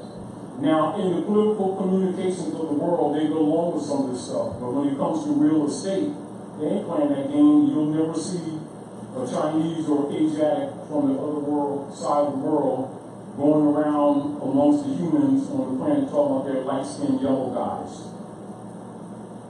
And yet our people don't recognize their violation when they talk about their black people and light-skinned black people. don't recognize their violation because they are in the spell. They're in a false matrix. They got a false mother. And they've been paying her to misrule them and then turn around and keep paying for organizations to deal with the symptoms of the poison that they are accepting from this misrulership. It's not like they don't have resources. It's misdirected. Are we clear? Now, I want you to also look under there the morphology of words, right? And you'll notice underneath it there, black or more, right? Yeah, and I want you to look at that. So it's not hidden, right? And so when you talk about your pedigree and your bloodline, like the Moors, you know, when I started being who you always were. From law, if you keep speaking from third person, he already know he got you. So you try to claim the right of a state, and you're speaking in third person, they're going to put a lawyer on you from the Bar Association. And at that time, they'll take claim of your estate. So these subtleties that you'll see in the demonstration of our people when they start getting this information is what you must constantly fix and clean up. So if you take them to a degree of reversion, you know damn well when they get before the magistrates in the reversion that they're going to mix the language. It's not that they don't have the data. This goes to the process thing, Dr. Naila. And so what happens is people, except for some, are not representing or recognizing the detail of refinement, which is really what we're doing. The redundancy is refinement. Where fault is, it's sort of like sweeping the carpet and recognizing you still got dirt underneath the table, and you go back and you move the table and you run the vacuum. And people think they got it. Do you understand? And you notice for yourself, what do you have, and this occurs over the years. I got a call from upstate New York, a brother that I got called back, and he's actually a long-time past member of the Order of the Great Seal. You know, and they're asking, asking me what should be done for activating consular operations up in upstate New York. And I reminded him of years ago of what we were doing then that many people just didn't see what I was trying to tell them then. Do you understand what I'm saying? But it is the duty and the responsibility of all nationals and the citizenry to activate the Constitution. It's not something that some outsider does for you. It is your duty to entertain it, to exercise it. Failure to do so has much to do with the economic injury you're suffering now. So if you're looking for outside remedy until it becomes internalized, the nature of what this is all about for you, where you can confess your own, that no one needs to confess for you, you are declared incompetent. I just want to bring that to your attention. Go ahead. Okay, you got me in the mic. It says that it's any dark-skinned person. What is an dark-skinned person? Read it. See, because remember, I know where you're coming from, the listeners don't. Okay, I'm sorry. I want everybody to know. Okay, it says any dark-skinned... Stay in the mic. You keep pulling the mic away. Her, Anamon, Brown. Blackamoor. It is. What part of speech? You got to stop. You got to stop going past the part of speech. It's a noun in this case. What you got to see? See, it's that. I know you know. What are we doing? We're trying to get people to comprehend what we're telling them, because when they violate those rules, they immediately are out of order. See, we've got to get out of the temptation for abbreviation. It is designed to dilute. In law, you dilute, you lose. Guard down, you punch in the eye. Don't go back and go into that hurt. Coach, you Look in the eye. Did you notice that you were taking selfies in the middle of the ring and you punched you in the eye? Yeah, but I'm fast. Well, keep that up. Now you can decide to train and take this stuff serious, because when you get in the ring of the world and you get in the ring and start taking selfies, don't expect to win the fight. And don't get mad. Meaning, take it serious. Respect your opponent. Don't be lazy. Read again. The training that injures us as a people is that we're afraid to read anymore and forgot that we're afraid to read. Yeah. This is why they keep saying, if you want to hide something from us, just put it in the book. Why? Because they have trained us and know what our responses will be. It's called training for animals, which is called education.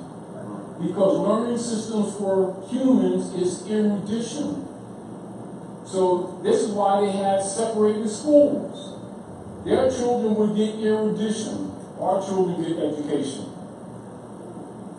Our children think in this for the human development. It's animal training. Not wrong, training for animals. And they think that they arrive. Then they give them the degree. Oh, I got this. Then they go out in the world, can't compete. And think something's wrong with their complexion because somebody told them. No, they can't read. Do you? I do understand. Now we're back to I will. Dr. Iowa, why the redundancy is necessary. Because the demonstrations that the people shows that they don't get it. And it don't mean that some haven't gotten it. But you're not trying to get those who know. You're trying to help save those who don't get it, because these people aren't playing with you. They will devour you. It's not a matter of them you having a bad feeling towards. They will devour you. Like for real, for real, for real. You know, and our people really don't get it. They're harvesting people. Like for real, for real, for real. The more conscious you are, the more nature will defend you. Nature will. Mother Nature will. But our people don't believe in her anymore. They believe in the idol gods that they've accepted from Rome. And you kind of can't tell them that, because they really believe that these idol gods that they've accepted are real, because they've used some of the mystical names of our ancient mothers and fathers and put them on the Constantinian order and told you this religion. And the masters don't get religion. They don't. I'm get to you. Now, the point that I'm saying to you, so don't say that I've been with this Moorish thing. You are who your forefathers were, without doubt or contradiction. You speak in any manner that makes a disconnect, and the thieves are on you. If you do it in a case of your liberties, in a case of your estate, they're going to take your shit. Because in law, you would be disconnected. You would be declared incompetent, ward of the state, and what they do is put a barrister from England on you and tell you to shut up while you're headed. And you say, I know what I'm talking about, I'm writing you, this is immoral. And you keep on talking and they pop you on right in the middle. I know he just been smacking his eye. I mean, you know, and this happens to us. And there's some levels that we need to start really understanding what we're dealing with and taking responsibility. Well, continue. Okay, I'll come back to black or white. Yeah, go ahead. It is a noun. And it is any dark-skinned person, especially an African Negro. All right, so all the things that we thought that we were not. And so the European tell you that you're more. And it's a compound word. It's not a single word. And you will see that they even separated black, and it's all small case or either all even case, which means it's a straw. But people who can't read don't recognize that it's a straw because they don't know how to read. And then you see the more, capital M-O-O-R. And if you look at the black, it'll be all even case letters, if they're all capital, and if they're all small case, it'll be small case. And they'll put a dot between A, black, and a dot after, which shows you it's a compound word, which means they didn't hide it, did they? Nope, they did not. Now, so if these people know gods and devils and all this stuff, and they know all the books, and don't even know their bloodline, and keep making excuses, are they excused? No. Ignorance of the law is no excuse, for it begins with you. Because the real Asiatic African culture on this planet is man, know thyself. And don't these people keep talking about the melanated people of Egypt and Africa and 2 pyramids? Did you notice the pyramid of Giza next to the Ankh? And my kente cloth and shit? You know, they're full of it, and the world's calling you on it. Get over yourself, get over your ego, start studying for real, start being for real. Then you start beating Rome. And if you want to beat Rome, come at Rome not for yourself but for someone else. Sincerely. And don't mystify this stuff. All clear? We are. All right. That's just a lesson not for you but for those who are listening. All right, go ahead. Give the mic to the audience. Hello, everybody. I'm Artemis, and I've known Taj for quite some time. And I want to say to, the people that that's like he said, it's 2 problems. And the problem is 2 religions. The wars to me is Christianity and Islam. They're fighting. You hear people say, yeah, there's 3 billion Christians. Well, how did they do that? How? And you know. Yeah, and what it is our people claiming to be Christians and they're not. Now, no different than you can go into that same dictionary and look up the Nicene Creed, and we're going to get past this because this is only redundant for the moment, because we're going to get into this lesson. The Niceno-Constantinopolitan Creed is the official name of Christianity. These people, amongst those Negro, Blacks, and colored Baptists, Methodists, Presbyterian, and everything, are all worshiping Constantine, have been funding Constantine order, lying and saying that they're funding Jesus, and they don't even hide it. It's right in the dictionary. And Reverend Pigfoot won't tell it because he's an agent for Rome. And they got these people worshiping Constantine, paying Constantine, and they're counted as Christian property under the Christian black codes, and they're using the support, but you get no benefit.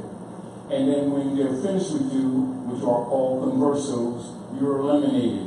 Not unlike a lot of so-called black leaders that have been taken to the mountaintop and known all this stuff, and then when they're no longer useful to Rome, he eliminates them. So don't think that you're going to serve Rome, get a reward, and go to retirement, because that don't work either.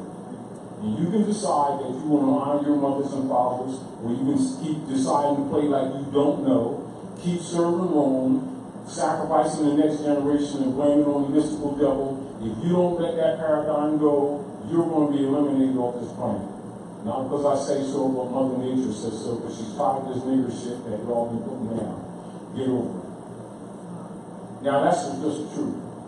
Now what I want you to do, and this is for people who keep, the co-operatives that the Europeans pay to get out and talk about Taj Tarik. I don't know what he's talking about, type stuff. This is what must be understood to you. And the reason why I don't defend, because it's not necessary. I got alligator skin. So they can, because my ego is not in it, they can't hurt me, so, and they can't buy me because I'm not for sale. So they think that I'm looking for some award or some imagery. Well, I'm not, so they can waste their time all they want to, and I'll simply continue to direct the people to the truth.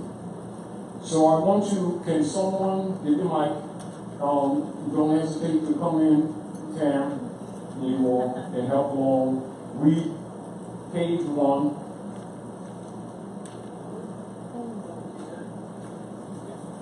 And this is very important in concept. And this is for people who have been, paid by the Europeans with rewards or positions or with 501c3 kickbacks. Keep saying that Article 3 of the Constitution does not count and that we're making this stuff up. All right? Read page 1, read clearly. Get in the mic, stay in the mic. The spiritual law, Stay in the mic. Don't pull the mic because remember you're okay. Constructions and affidavits, the utilization of the affidavit must be the method of written communication with the courts by a sovereign or any person acting in a lawful manner enforcing the Constitution. Which one are you reading from? Let's turn around. Sorry. Was this the right one? All right. Start the spirit of law. Yeah, that's what Yeah, go ahead. Go ahead. I just want you all to pay attention to what she's saying. Okay, I'll start with that. The spirit of law. Constitution and affidavits. The utilization of affidavits must be the method of written communication with the courts by a sovereign or any person acting in a lawful manner, enforcing the Constitution. The Supreme Court of the United States has already determined that state courts, like federal courts, are obligated to uphold and secure the rights preserved for the people and citizens. The question before these inferior and lower courts is, therefore, whether or not the officers of the courts and are operating outside of the established law of the land. Now stop right there. And what is the problem that we've been dealing with? Is that we've been enforcing the Constitution and they have been abridging it. The Supreme Court are telling you, that's the highest court, that these courts are breaching their obligations, and our people keep thinking that they keep gonna start some kind of process that's outside of this when they need to enforce the Constitution. And they keep assuming that these people aren't obligated. Now the Supreme Court is the court. And any other court that, or operations of persons saying they're being a court, if they have no delegated authority under that Supreme Court, they're not a court. And so you have people in private capacity pretending to be a court, exercising the sovereign power that's represented by that court, and you have not been challenging them on that point. Right. And then looking for different methods to get remedy into a venue that you know is not a court. And then you keep calling it a court. And when you say it, they accept that you just assigned them. But they also know that you don't know the law, or either you're against the law, and therefore they're justified, not morally, not ethically, but legally, by process, not by law, to go ahead and regulate jurisdiction over your body. Then when they do it, then we want to talk about, we got to figure out some kind of other way to get justice in these courts. They're not damn courts. They're private human trafficking venues. Now when you read Article 3, Section 2, and then these people who've been nationalized over these years since 1913, the Jubilee, and many who later got nationality cards, and pretend that that instrument that they have called the nationality card is not an instrument of diversity, that is a religious instrument, and it's an instrument of national diversity, regulated under the Constitution that Jubilee told them to enforce under Article 3, Section 2. And I challenge anybody to prove for the record that that's not true. And when they open their mouths saying to the contrary, they're lying. And anybody that goes along with them are liars too. And when you go along with it, you're giving up your birthright. And it's not matter of interpretation, it's there clearly stated. So when you have what you would call any treaty operations anywhere on the planet, not just here, it's automatically a consular venue, Article 3. Doesn't it tell you dealing with diversity between states, controversy, and including foreign states? So at what point you don't get that it's dealing with multiplicity of nations and the status is under consular, which is clearly stated there. And you let somebody tell you that Taj guy don't know what he's talking about? If you allow them to get that off, they're figuring, you either incompetent, you ain't read, or you ain't part of it either. So now they put you under the colorful law of the municipal courts that have no political jurisdiction over you, and you don't challenge jurisdiction, and yet that person has an oath of ethics to enforce that constitution, and you won't pull them on it, that means you accept that venue. So don't sit around calling it racism, call it irresponsibility on your part. Because that's what it is. And incompetence. And don't start talking about your beliefs. That has not a damn thing to do with it. And don't start talking about ignorance. Because they got 7 articles and 10 Bill of Rights. But they're going to tell you all the sports players' names and who's playing and the new songs and the new raps and the new shows that come on TV. And keep acting like this stuff is complex. It's not complex. These people are full of shit. Mainly their leader guys. And so it's easy for them to put out COINTELPRO operatives like that make statements like that say that I'm misinterpreting that Constitution.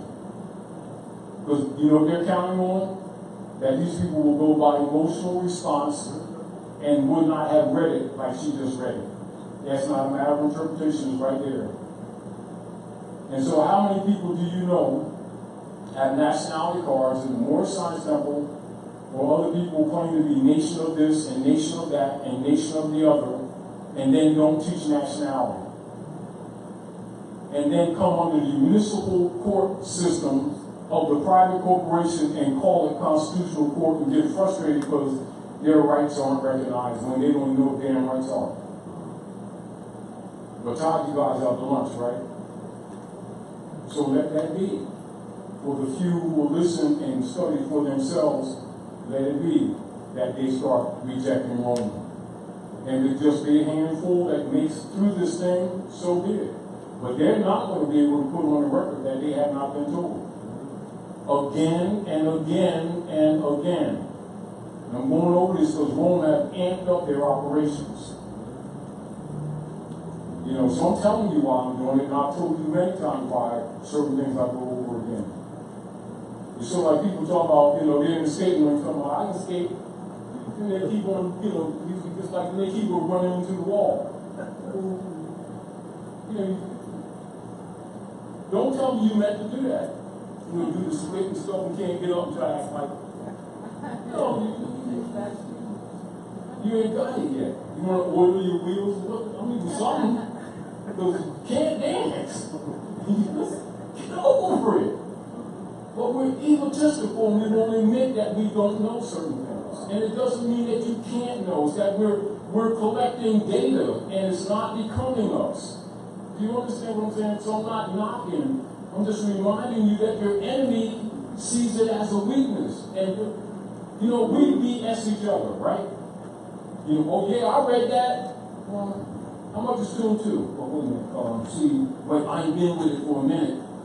Can you count yet? Yeah, but wait a minute, I've been out of school for hold on.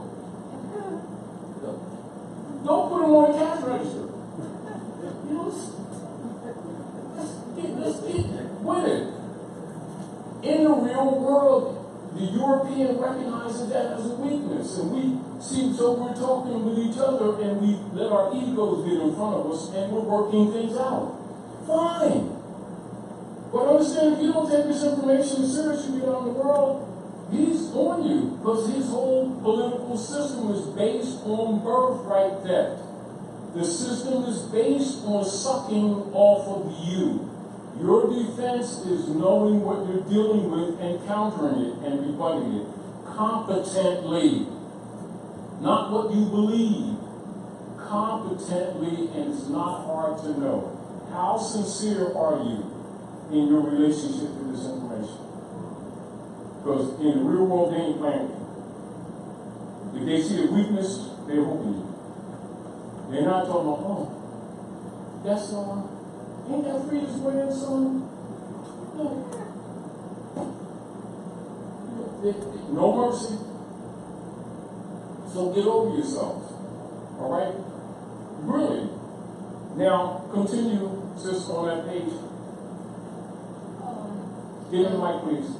The lower human trafficking centers are violating your constitutional rights.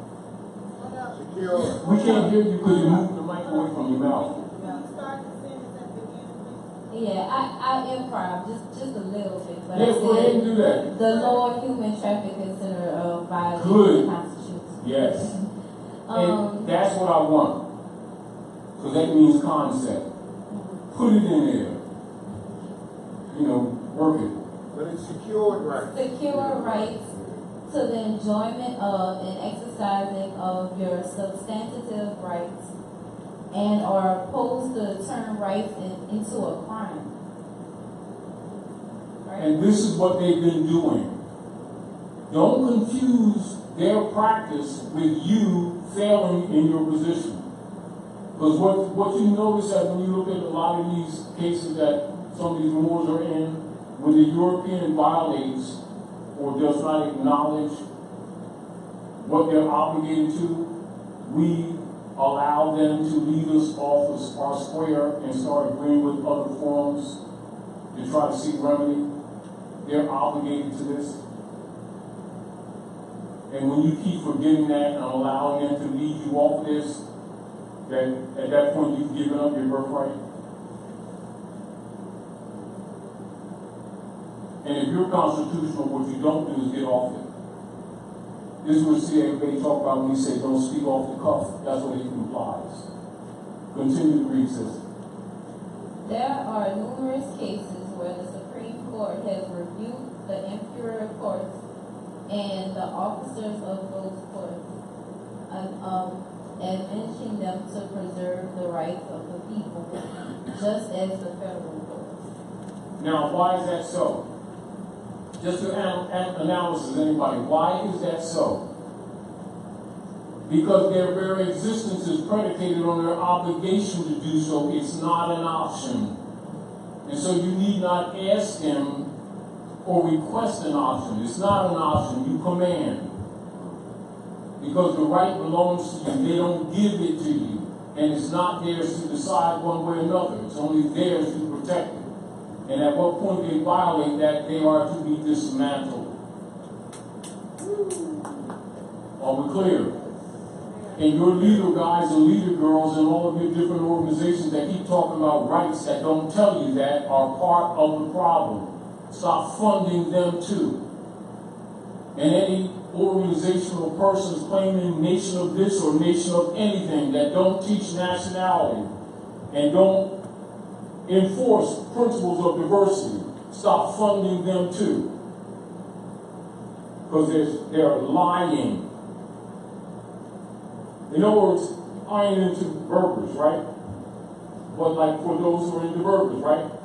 So you go into Mickey D's or some other Wendy's and stuff, you know, down the highway and you kind of hungry and stuff, saying, give me a double burger, people flexer and stuff like that.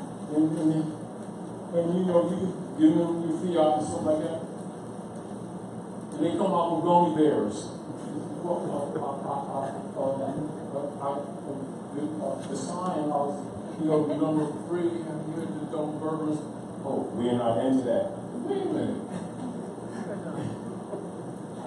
Well, do you have fries?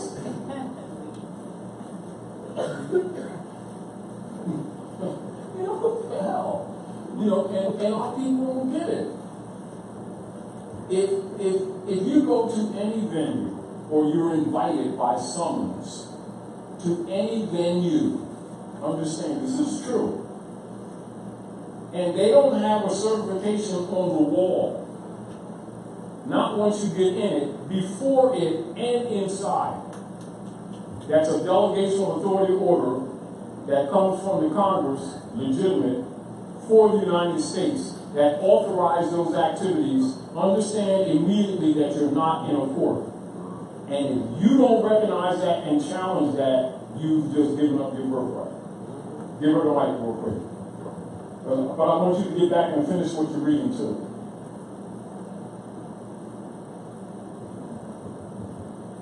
The county level courts. Same thing. Okay, got that. So, with that being said, the county level courts were established before the founding of any of the corporate courts and things of that nature, correct? Now, what is mentioned when it says Supreme Court and inferior courts? Right, so this were the superior court, the county level courts of which. It's supposed to, it is what your local Supreme Court technically. Okay, got that. Okay, so in doing so, I'm not gonna talk about the whole thing. Yeah, but Okay, in doing so, I'm in a process of going through a process where I see a constitution violation of a county level court. and what are you supposed to do? And this is for everybody. Call them on it. Oh, I got them. And not just verbally, in writing and for the Well, record. actually, it's going to be in writing because they challenged the documentation because the waving of the flags and the stamp in the thumb signature. They did not want to accept the documents to put on docket because they were, I was placing them in jurisdiction, in proper jurisdiction. So that was the first thing in which they had overcome themselves. So in accepting that, now they sent the information back in legalese to say, hey, if you don't do this for a fee, we can't move forward with you. So on Monday, I'm doing a 5.1 constitutional challenge rule and slap them with that because they are infringing with my First Amendment constitutional right to petition and grievance. Now, stop right here. The paragraph that she just read is what applies to that. Absolutely. Now, what is it that they're doing already? They are already obligated. And as soon as they ask for a fee, that's a feudal law statement, and they're now in breach of their constitutional oath. Exactly. Now, They attempted to lower it because when I put in the fee waiver, and it came back and wrote back to me in legalese, which I already knew what it was. So when they wrote back to me in legalese, they said, okay, instead of this, we'll take that. No, you're going to get zero. So that's what you're going to get. So I thought it was funny that they was really want to play this game. And to me, it's sad because they are playing this game and our people are succumbing to those games. yes. That's where it comes in. And also, there's this information that I've been able to gather regarding the petition clause. It talks about your right to access in the lower courts, in the Yes. local courts. So Yes. when you mentioned about the supreme and the local, I just want to get clarification on that. Yes. Because that thought falls upon. This is what people need to understand. You know, I know, most of you know, and this is the necessity with redundancy. Meaning this, your mother, right? And say you're a child, you're a child, you're a child, you're a child. The inheritance from her is authorized by her. Once you deny her, you have no authority to the inheritance. So don't even talk it. You have no authority on your own. The point of Article 3 is there is no court operating at North America lawfully, which they're not anyway, but the point, that are operating under feudal law. It has no authority to operate, has no authority to make decisions, has no authority to take a damn thing from you, has no authority to charge, has no authority to imprison. They exercise any of them, it's a criminal act, and they should be shot.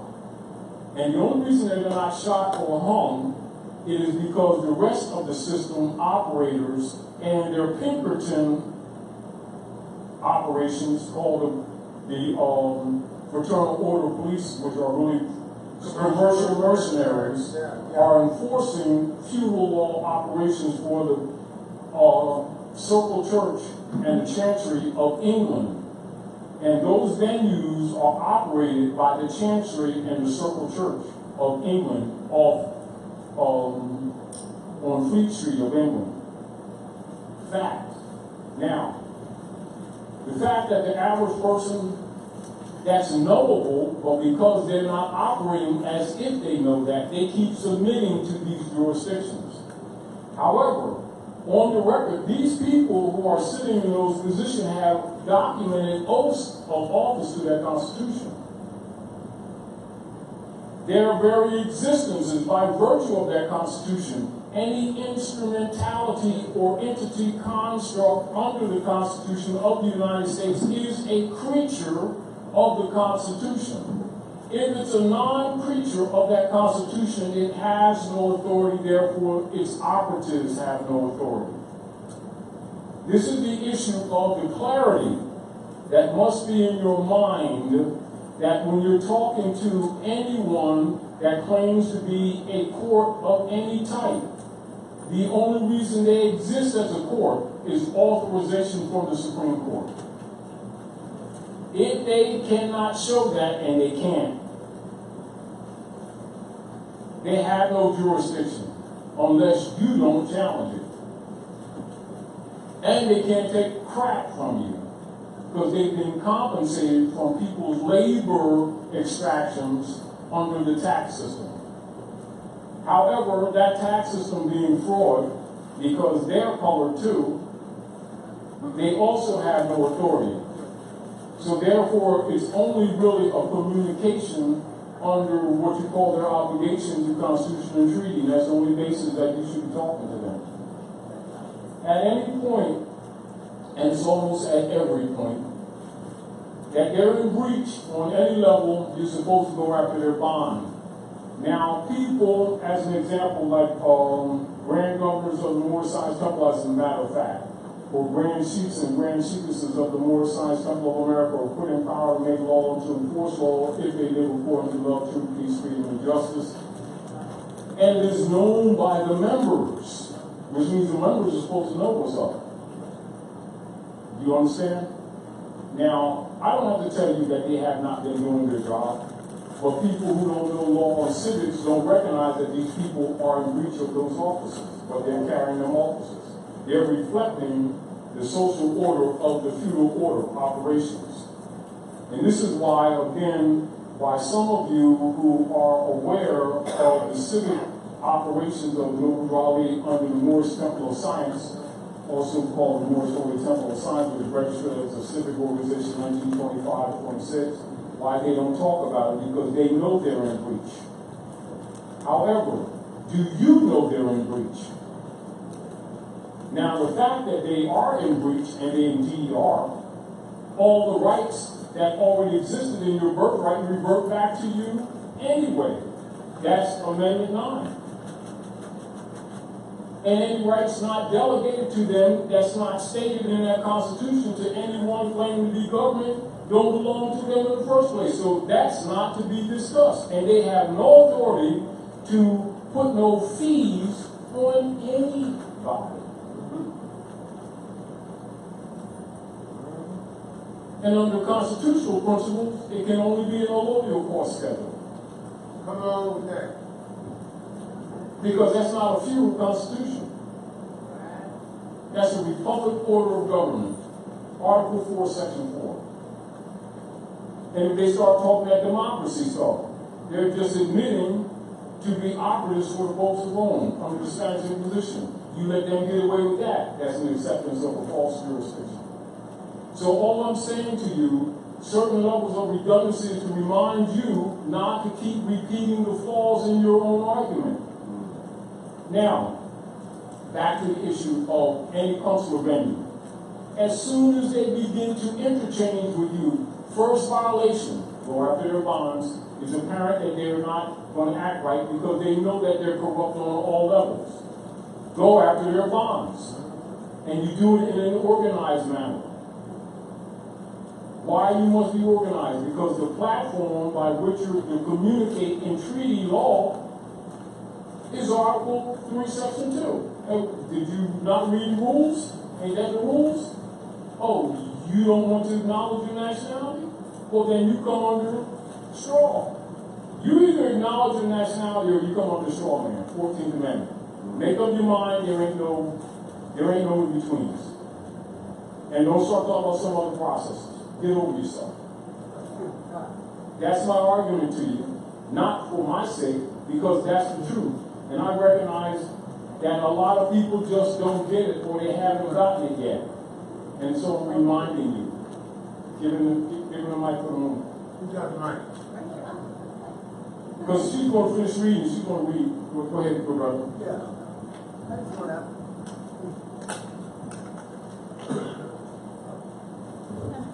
I just want to ask a question. Isn't it Title 20 79? USC, even telling me what the United States is? 71 and 79, isn't that changing that it's illegal to charge a fee? Of course.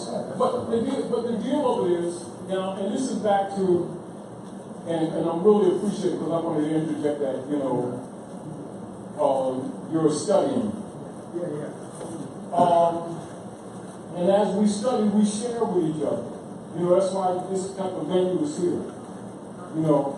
Because they're obligated. We've got to get our people out of the mentality of feeling obligated to these people and understand it's in reverse.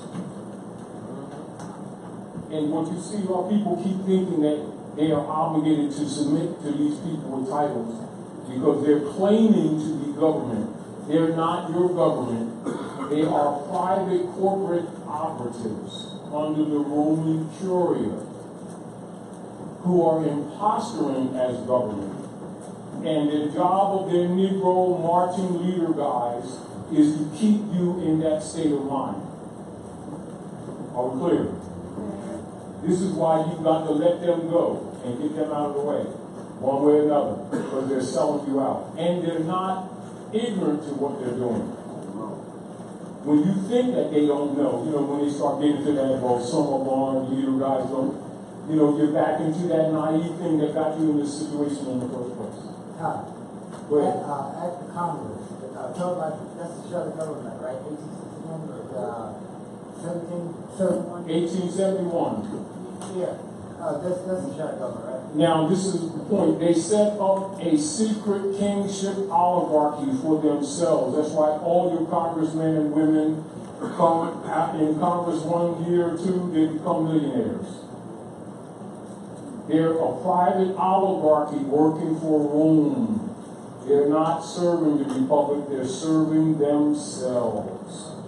A lot of that battle you can see going on between them and Donald Trump right now, who's dismantling some of it. And I'm not defending Donald Trump, I'm telling you what the real politics is. That's why they really mad at Donald Trump and they want him out of office, because he is the first leader or president in modern time to counter the network of the oligarchy. Let me say this. 2014, the folks that we own the Navy, Army, Air Force, and the Special Services, General Hand is out to work for the Marines. Let's tell the truth, and then I want her to finish reading the lesson book. It says, now, for those of you who don't know, all of your major hardware of the military operations in North America, all of your ships, your aircraft carriers, all your major planes, all of your technical major equipment belongs to a Chinese consortium and being rented back to them. Just in case you didn't know that. I'm just telling you what's up. I'm telling you that the average persons are not aware of the real politics going on here. They're not. However, because these Moors who've been branded Negro, Black, and Colored, and Indians, and whatever they want to be this week, are at the center of the foundational point of the economic system for the U.S. Treasury bonds since 1861, particularly since 1868. And so it's important for us to really get grounded in the knowledge of what's going on and to become active, because as long as we're not active, those bonds have been validated. However, with the world's nations not buying the debt for the United States Jesuit order of the Chancery Church of the United States Corporation, this is the real problem that they're having with the breakdown in the market, which is actually a separate economy system from the Republic order that has been suppressed. You understand? So there's actually two economic systems going on. And for people who really don't understand that, it confuses them to watch some of the things that Donald Trump is doing, because they don't really understand the politics. And like I said before, and I'll say again, I'm not defending Donald Trump, but because I understand the politics, I know what he's doing. And that's not making him a good guy, but he is a good guy compared to the rest of the whole crew, all of them. All of them together, Donald Trump is better than all of them. And he ain't necessarily a good guy. You understand what I'm saying? No, and I'm not, that's my opinion. If you understand the politics, you would not agree with me, you would just affirm that what I'm saying is true. You know, so honesty in our analysis of things must become a part of us. We gotta stop falling to biases. We gotta stop being biased ourselves. We gotta stop accepting what people say without examination. We gotta start knowing what we're talking about and not assuming things that you hear in the news and figure that it's true because it's not. You know what I mean? 90% of what they're publishing in mainstream news is a lie. And it's only mind control. And this is why it's important for you to redundantly know certain fundamental things so you don't get caught in that mix of that false matrix. You know, so let me just say this. One of the reasons why the Rothschilds were so eager to do Bitcoin and make the people think it is them that are doing it so they can rob you faster. That's right. You know, so even when you're talking about Bitcoin, you can take that with a grain of salt too. Meaning that even with fiat, you know, it is based in Inquisition operations, but it does have a physical representation. Even though people are starting not to accept it anymore around the world. But digitally, they can just kill it, and all this stuff is going. The same way, when you really study how most people get robbed economically, it's not where they came in your house and found your safe and took your few stacks of stuff out, or discovered that you have $5 on the mattress and took that. They got your credit card number or social security number and robbed you digitally. Or ordered something in a name of the estate that relates to you and robbed you that way. So what do you think that these dishonorable people will do to you once they get you in a digital platform? Rob you. I mean, but we're going to be safe now. Keep going. You know, and I'm just saying that as a reminder. And give the mic back to her because I want her to finish reading that lesson. But I also want you to do what you were doing earlier, sis, and don't hesitate to interject what you see. Go ahead. What is the political act of nationalization? Nationalization is wherein the legitimate nationals of the land, political state, country, nation, or their legitimate national representative government reclaim sovereign authority over the natural person, geographical land territories, jurisdiction and resources, natural and political, of their nation. Naturalization is usually instituted due to the negative effect of foreign corporations or persons who, by the way of supervised political or economic activities, have threatened or compromised the sovereign powers, substantive rights, or economic resources of the true nationals of the country, nation, state. All right, now, though this is an old lesson that we give people, this is the very problem that Donald Trump is dealing with right now. So what does that tell you relative to opportunity in your activities being Moorish Americans and your nationality party? Also, what does it indicate to you, for those of you who know the Constitution and bylaws for the Moorish Science Temple of America, and the persons who were put in place to enforce that, what does that tell you what's going on now when you look at what Donald Trump is doing? And then you look at the counter operations to try to stop him from doing what he's doing. And then they're arguing about the wall, and they're talking about people coming across the borders and everything. It's a very problem that they're having now that must be resolved. Although they're doing a dog and pony show, what you see going on, this is really what's at the root of the problem.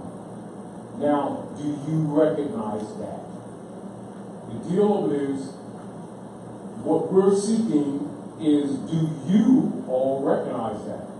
Or do you get caught up in the political bull that's being thrown around in the news? Because that must be answered. And guess what? When it gets resolved, and it's eventually going to have to get to that, or either to start collapse, because they can't keep challenging the nationalities of the people who cross the borders without being specific. Right. You can't keep calling these people foreigners when most of them are Americans. Hang up the wall. See, this is what's happening. For the sake of political power, they are being forced to argue from the corporate status a national authority that doesn't exist with them. That's right. Without making that apparent. So they keep having to make arguments with the word American in it, American people, then the U.S., then the United States, and they keep mixing it when all of that is a contradiction and no one has challenged them yet because most of them are out of order too. Are we clear? But because of the economic costs and the threat to their political power, they can't continue to ignore it. Are we clear? Meanwhile, do the Moorish Americans who are the people of the land recognize what's going on? And this is a call to you to consciousness. Because the resolution is that everyone must be identified because they can't continue to be blocking people coming across that border and calling them aliens when the Europeans who are arguing this are aliens. Right. That's right. And the only aliens. That's right. So if they're coming from Honduras, Puerto Rico, right? Brazil, Belize, Mexico, they're all Americans. That's right. That's right. But you can build a wall for you. See, but until we're making it clear for the people because they don't know that this is getting ready to hit them politically. Because our people are still into that black mentality and keep calling the European sovereign white man and then keep calling him American, all of which he's not. Right. And then empowering him and getting frustrated when he uses that power to hurt others and them too. Now the world, understanding these dynamics, the only way that they can counter them is to stop buying their bonds and stop trading with them, even though their economies are tied to that Jesuit order of the Chancery's Federal Reserve Note. You see? In other words, it's sort of like a trend that cannot be turned around. Now, at what point do you collectively become conscious enough to start changing the patterns of what you do to save your estates or whatever you got left before they totally destroy you and sacrifice you in the process of this collapse, which is what they intend to do? Meaning that those who try to ignore this information because they think it doesn't involve them, they will be fired. You can try to help them, but if they're not going to listen, leave it alone, they're done. You know, and if his family members understand in nature, if you're in dishonor, you know, like the Bible says, if your right arm offends you, cut it off. Don't get emotional, because if they have to be eliminated, they're just going to have to be eliminated. But it doesn't mean that they don't have a choice. They have a choice. They can keep following Rome, or they can become food for Rome, because that's what his plan is, while they thinking they're making partnerships with him. You understand? Mexicans are Americans. The United States is a political metaphor. Estados Unidos do Brasil. That's the United States of America, Brazil. Estados Unidos do Mexico. United States of Mexico. They're Americans. The only non-Americans are these Europeans here arguing about that border.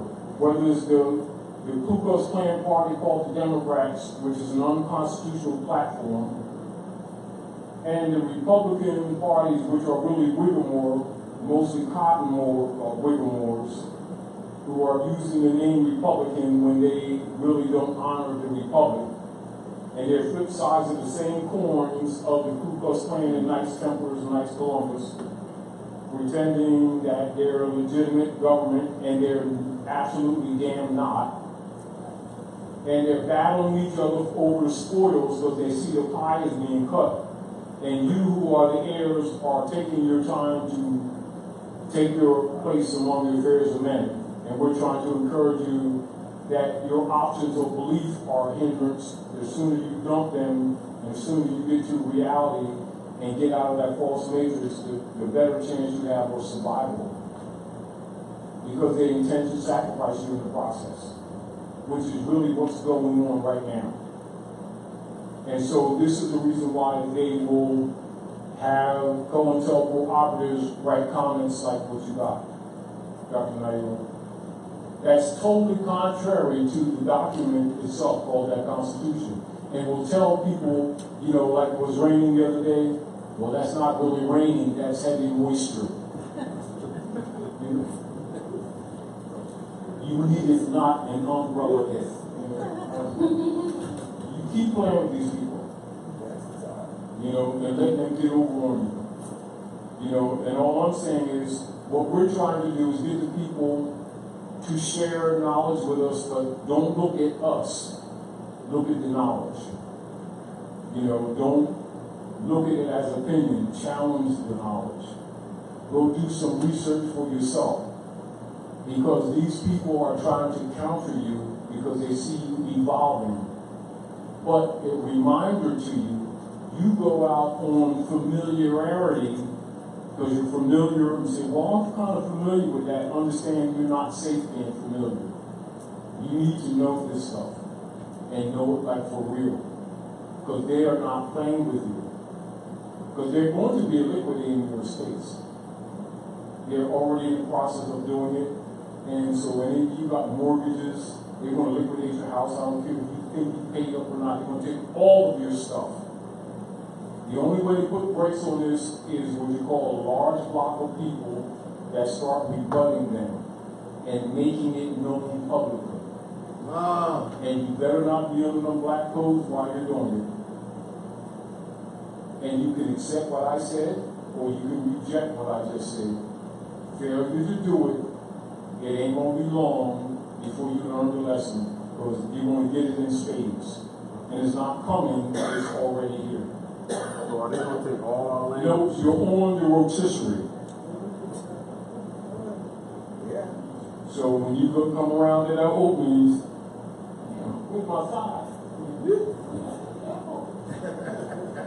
You know, where's my hand? And I was just checking out. You know what's to them your food.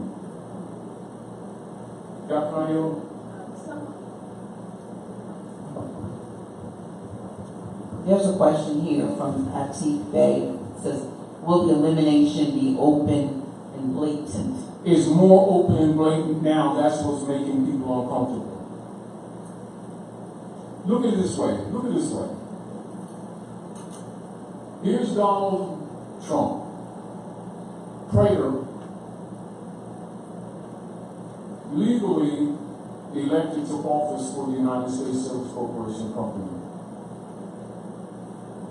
What is really behind a lot of the clanners who are resisting him and who have set up what you call a shadow government, referred to as the deep state and the Democratic Party?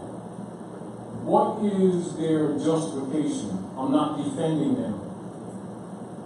I'm just telling you their thought processes. So you got to know the chess players. Where is their thinking coming from? They already know that the political platform is not legitimate in the first place, so therefore they have no guilt trip of trying to overthrow Donald Trump, who on the surface is the legitimate president. Are we clear? Right.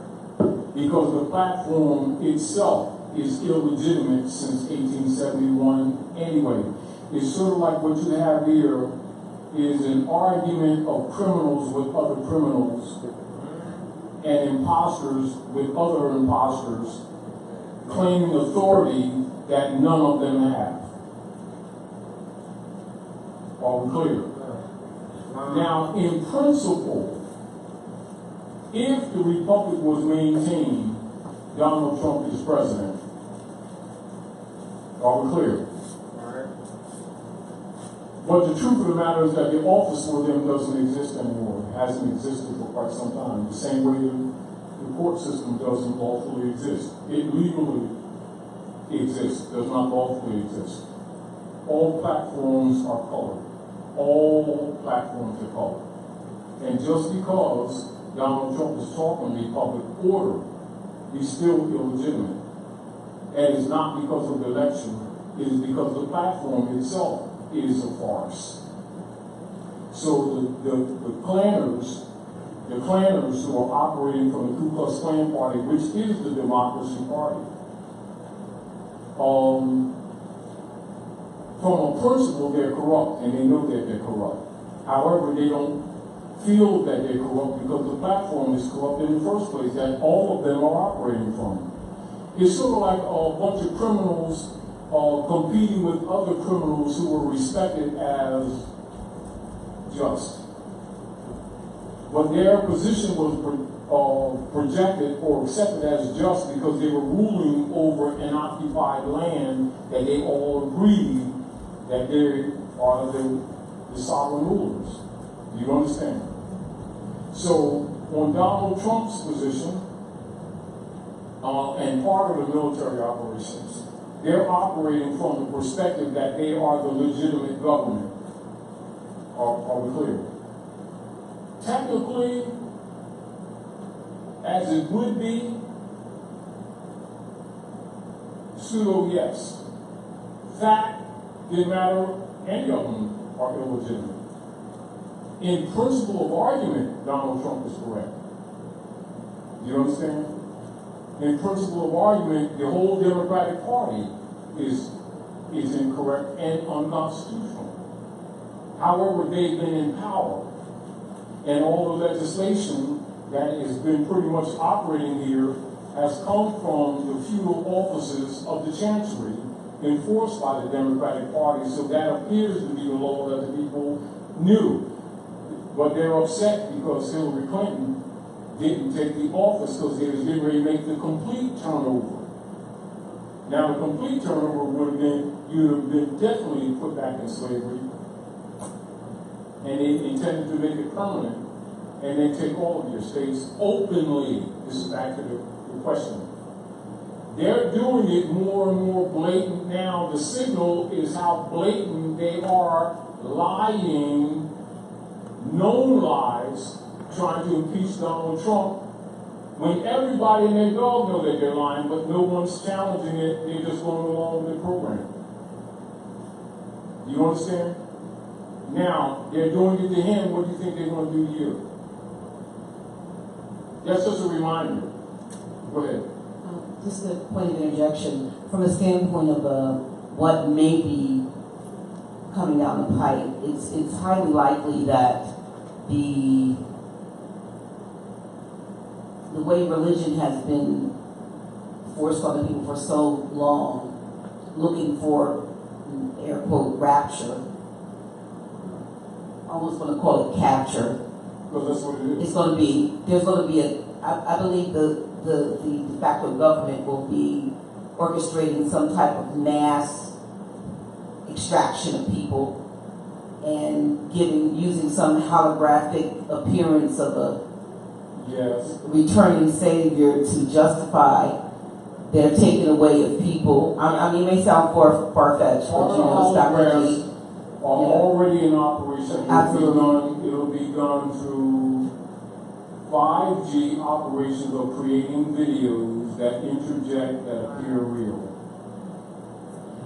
Sometimes that's right now. But sometimes I look in the sky and I think I'm looking at holographs of things that are supposedly up there, but are not really up there. Now that too, but and that's not a but. But I'm saying this because I already know that they're doing that.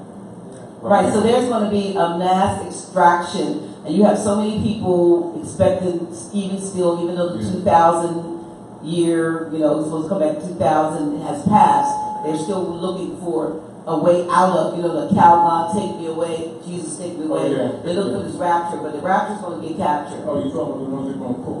Right, the ones that they're going to extract, and extract essence from. Yeah, absolutely. They're showing it in movies. If you looked at Jupiter Ascending, they talk about, I just re-looked at it again. I've seen it before, but take a look at it again, and there they were bathing in the essence of the people that they were harvesting from Earth, and what's melanin, and what is, the various things that we know people are disappearing, and when they get them, body parts are missing, and that stuff is missing. They're going to be doing some kind of mass extraction of people, but I think they're just going to. The point that I'm saying in support of what you're doing is they've already been doing it. Okay. But I mean, it's going to be in mass. It's going to be on a larger. It's been going on in mass. The people have been in denial. What you'll see is just like the question that you got earlier, that they won't be doing so much what you would call your cover programs, where that they're worried about what you view of them, which means they will be more open with it. It's not new; they'll be more open with it. Not unlike like say for instance, shooting that took place in Philadelphia, right? 6 cops get shot in and out of the hospital. The guy comes out with a hoodie with his hands up. 9 times out, that's a false flag. I don't care what you say. And then immediately you have to call for controlling guns, gun control, attack on the Second Amendment. That's an ongoing agenda because they also know when these people wake up, they're going to go after these Congress people and they're going to go after these preachers when they find out that they're part of the system. looking at the police officer. And they're trying to disarm the people, and they're trying to do it under feudal law when they have no authority to even question the people's right to bear arms. Les Moore tell you the conditions. You know, it's like this. Let's be honest. Let's be honest. You know, once in a while somebody don't shoot straight.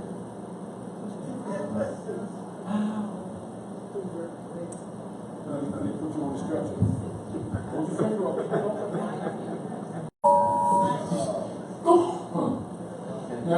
Now I'm not saying that for fun, but people can't see, most people can't see when they're being played. The public is being played. Now I'm not putting that down. Don't misunderstand what I'm saying to you. 6 weeks been shot in Philadelphia. Ain't nobody in the hospital. But shot? Oh, you know, they all got splinters in their fingers, man.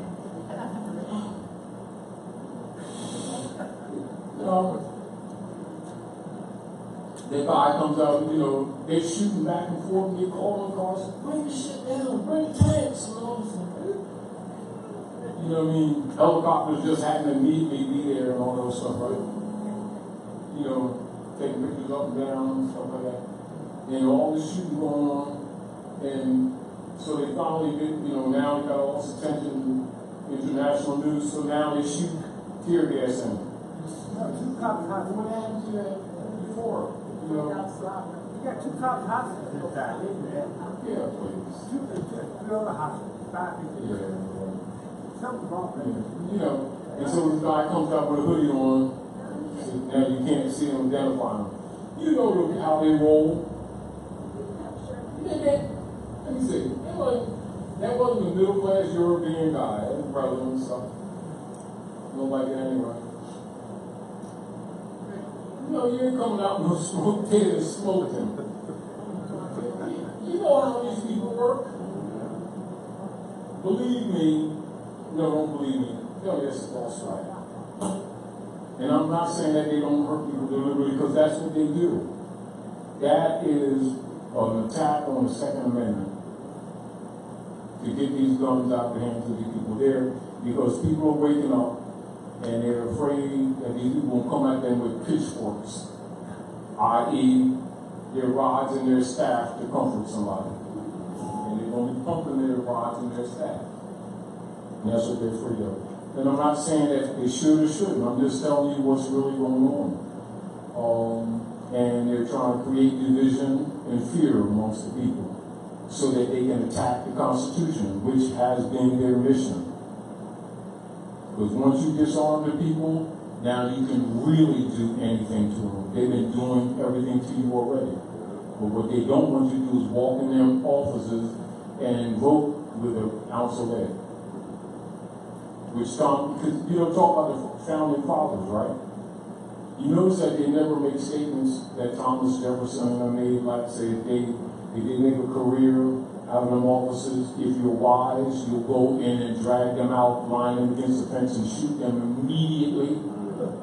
If you're wise, they don't make them kind of statements, do they? About the founding fathers, do they? That's what he said.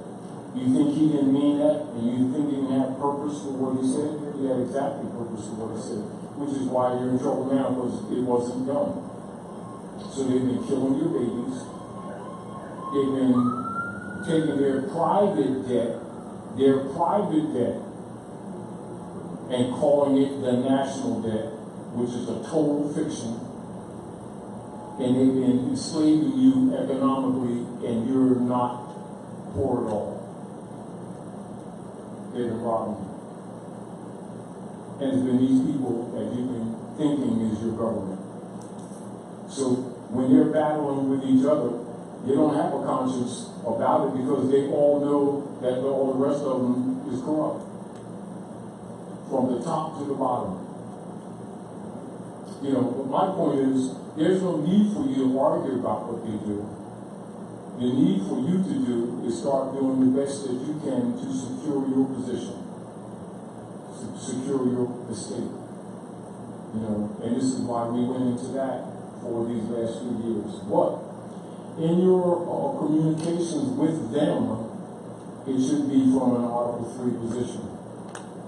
If you speak to them on another level, they're not obligated. It's not that it can't be heard. They're not obligated. They're obligated to their Constitution and to the treaty. Their job politically is to get you to argue some other processes. And once they do, you're off their obligations. Not that they can't communicate with you. They're not obligated. They ain't taking an oath from something else. They're taking an oath on their Constitution. Now, and so when it comes to diversity of nationality, you've got a nationality card. The part that protects you in that Constitution is Article 3, Section 2. And if you disrespect it, what do you just say to them?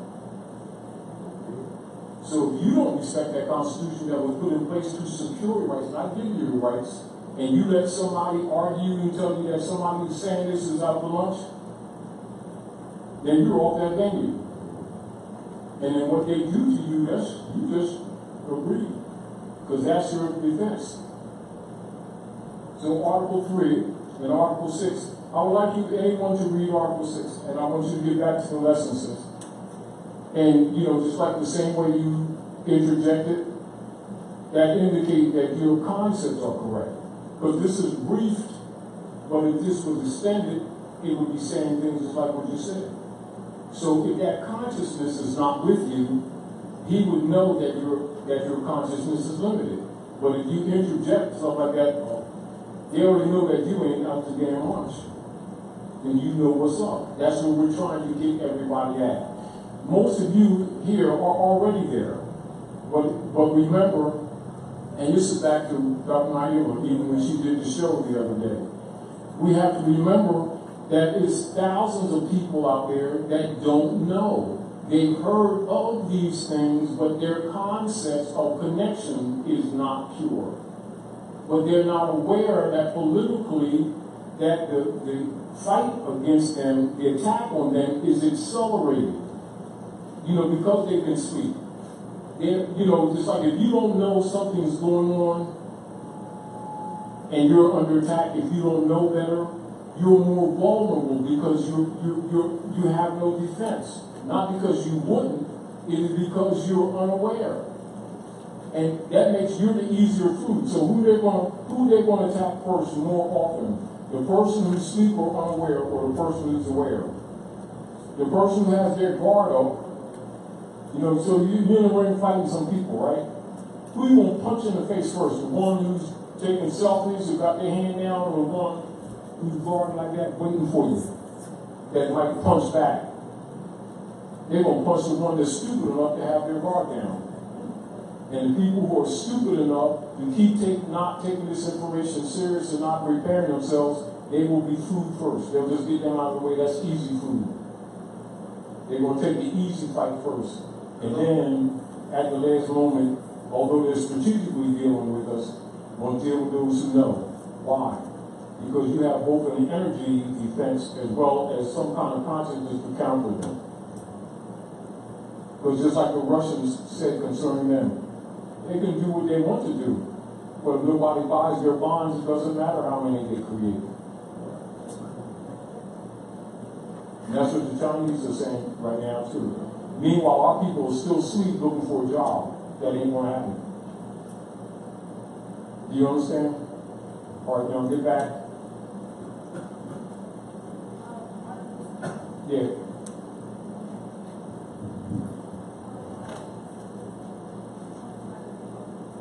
Top of the mic. Article 6? Yeah, Article 6 of the Constitution. Now, for those who are listening, and Dr. Naila, and for the COINTELPRO critics that have been sending stuff to you, then you look at Article 3, and then you look at Article 6, and then if anybody wants to comment on it, go ahead and comment on it. Go ahead, read Article 6. All debts contracted in Say Article 6 of the Constitution for the United States. Article 6 of the Constitution. Get in your mouth, put the mic in your mouth, please. Article 6, or the Constitution of the United States. for the United States. For the United States. All debts contracted and engagements entered into for the adoption of this Constitution shall be as valid against the United States under this Constitution as under the Confederation. This Constitution and the laws of the United States which shall be made in pursuance thereof, and all treaties made, or which shall be made, under the authority of the United States, shall be the supreme law of the land, and the judges of every state shall be bound thereby. Anything in the Constitution or laws of any state to the contrary notwithstanding.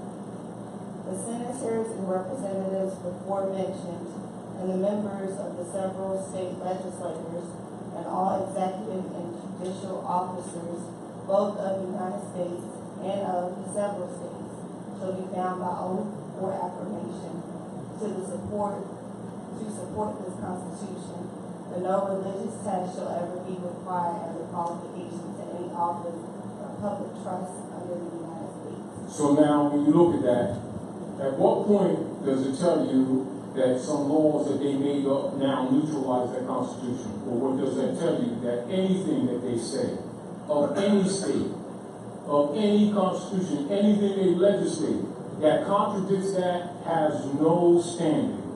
And the judges of every state are bound thereby. And the treaty and the Constitution are one instrument. Get it through your head. And so the treaty automatically is a diversity platform because it's dealing with controversies between foreign states, even if they're what? Occupying the same land. Therefore, it's the duty and responsibility of the nationals and the citizens, and particularly any persons who say that they're a government official who claim it, to enforce it. Failure to do so is treason.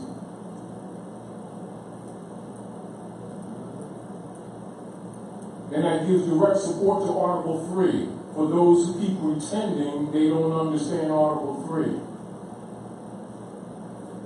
Just as a reminder to you.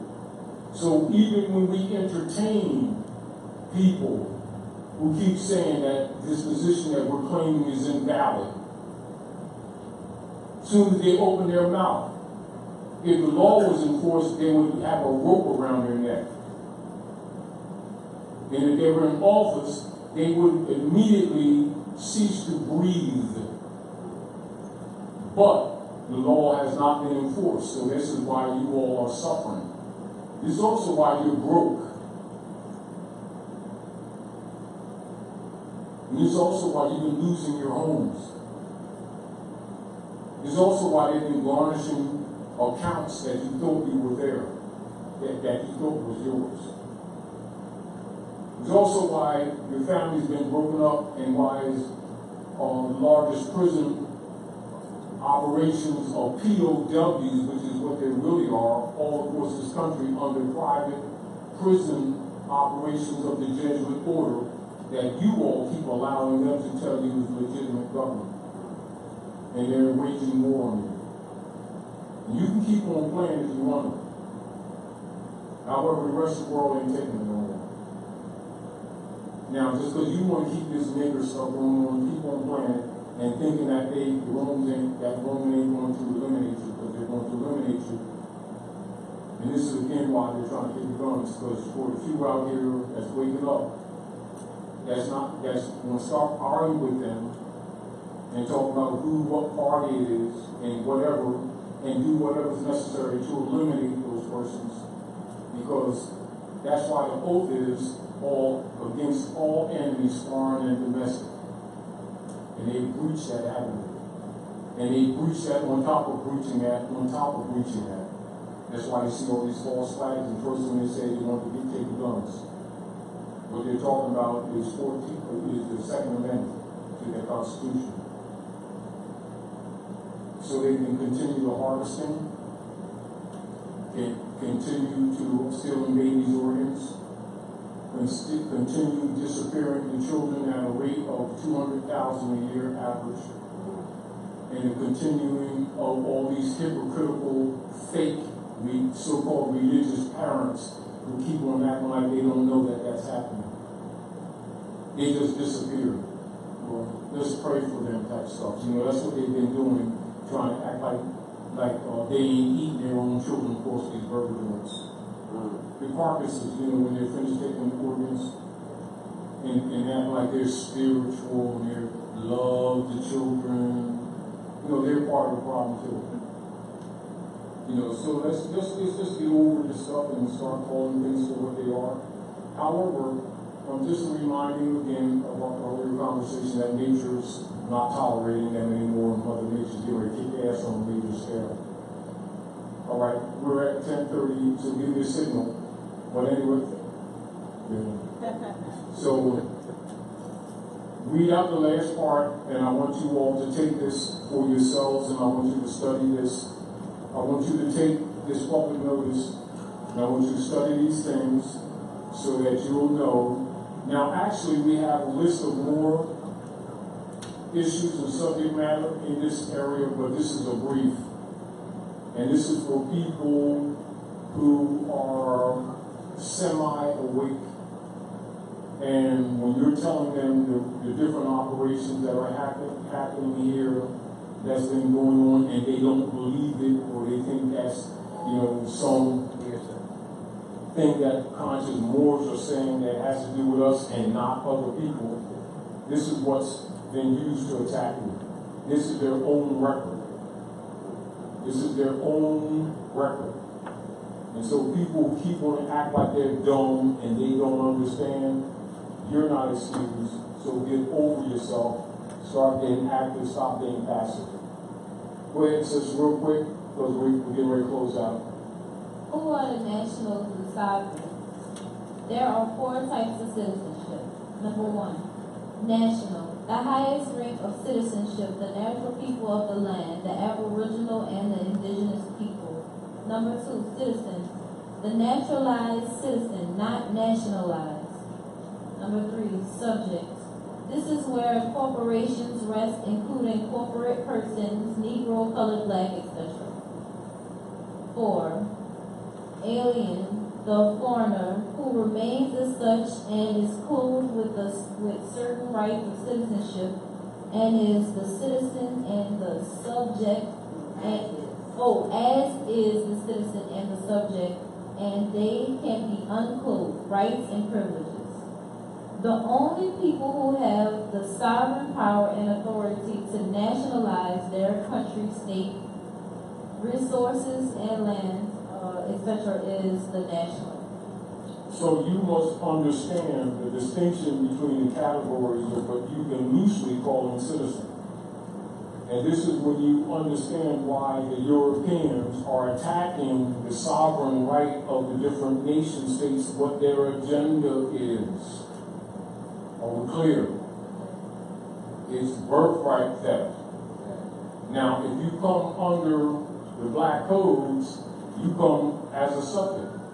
But that's not your natural or lawful position or status. That is your branded status if you accept it. Which is why they did the brand system. Are we clear?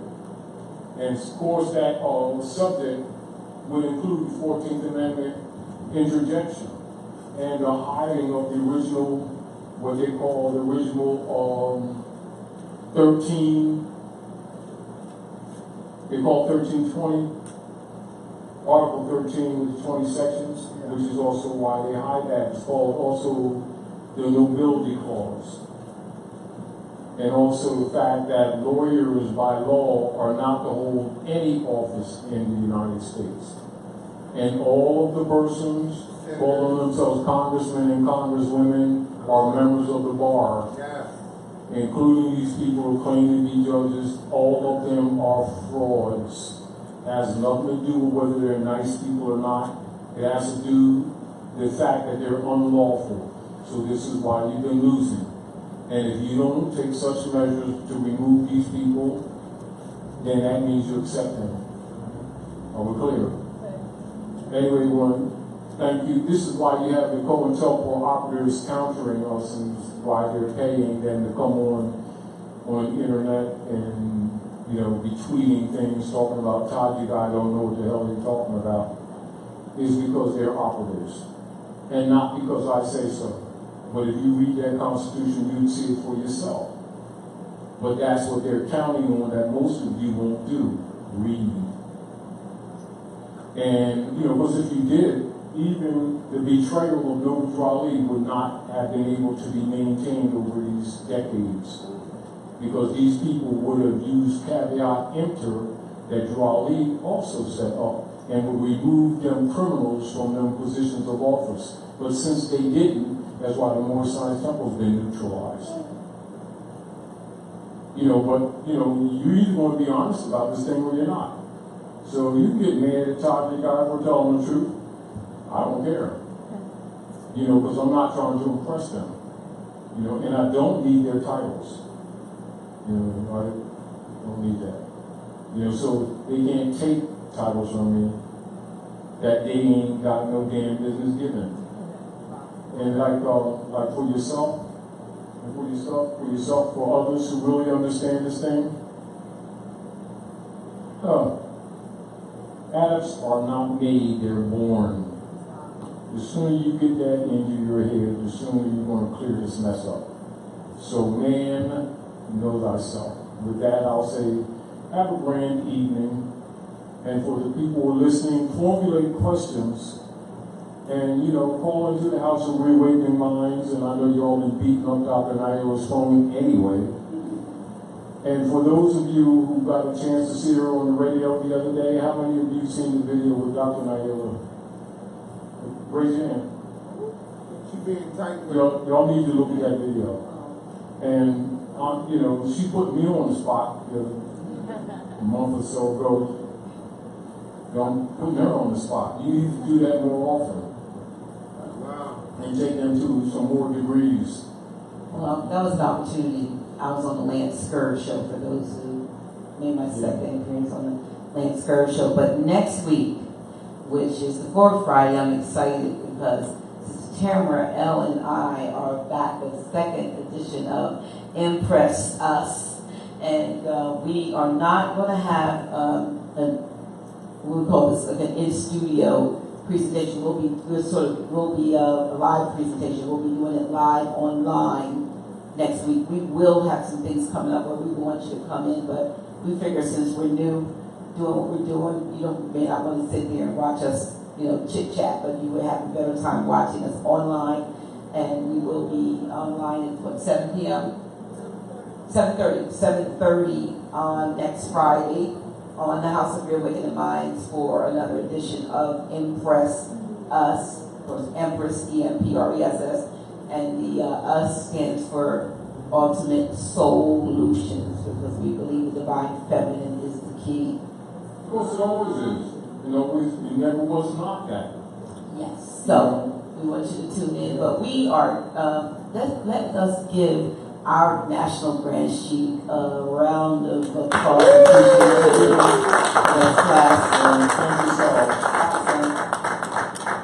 and for those of you who are listening, support the house, keep these doors open, because there's a lot of people who would like to see them closed. Because most of you, this is and I'm not appealing to you, because one thing I don't do well is asking for, it's never been one of my fortes, because I never worked on that level. But support that which supports you, because most people that have really information that really help the people are not going to put their necks out there and tell you anything any damn way. And the others are compromised or bought off. So recognize when people are really working in your interest and support yourself, because most of the places, I don't care what kind of venue they have, are not going to be as honest as they are here at the House of Reawakening Minds. And that's not a pat on the shoulder, it's just the truth. Handle it. Well, on that note, I want to give a shout out to there are a lot of you that do support us, and we appreciate it. But I know a lot of you hear the sound of the air conditioner in the background. You have to turn it on. It's hot in here. But I want to give a shout out to Brother Jabril Dawood, who today we were able to pick up a brand new air conditioning system that he had shipped all the way from Minnesota to Home Depot here for us to pick up today, and is right there. So we are going to need assistance to get the left one out and the new brand new one put in, and hopefully it's quiet. Right. And really will shoot on the air. But it's in the box over there, that great big box, and we appreciate our brother for, obtaining that for us. Yes, much appreciated. And, it's not always putting finances in our hand, but the things that we need. Yes. And that was not cheap. But, so we appreciate him. That's very, and for many others who helped. Yes, those of you who have seen fit to, especially, we get a lot of support from those of you who are watching. People don't know how we maintain this building, and largely we maintain it by those who are far and far, not necessarily near, but mostly far and far, who see the value, as you said, in what we're doing here, and our sincerity in what we're doing. Nobody's getting rich, nobody's lining their pockets. It just goes to, keeping the, we do still have the debt pledge, so it just is what it is. And we still have, water and lights and all those other things, and internet and all that. So we have a major expense if it was not for those who do support us. And those of you who sometimes come in like your brother did tonight and throw an extra 80 or 90 on us, we appreciate that. We appreciate that. So also want you to know we appreciate you eating up all the snacks on the side that we don't, because that eventually they get stale. But we also have some other things over here. Have some real crystal, what do you call those, bracelets, Tamara, and pendulums over here. Everything over there those are 10. Of course, we have the incense, which is $2 and 3 for $5. And I have a new journal. It's just pages, but we have a new journal that Tamara and I worked on called what's it called? Insight. Hold up. Insight Journal, where you can actually it's a notebook. It's a little notebook, but you can keep your information in it. And we left the pages blank in case you wanted to paste stuff on it, draw stuff on it, write things on it. And we also have a chakra chart that we think is real neat because it helps you find out what's wrong, what might be out of balance in different parts of your body. So we got all that over there. And just if you want to take a peek before you leave, we appreciate it. How much is it? How much is what? The Insight Journal. Insight Journal is $5. Yeah, so $5 donation. Yeah, appreciate it. And we have a grand evening, everyone. Thank you all for coming out. Peace.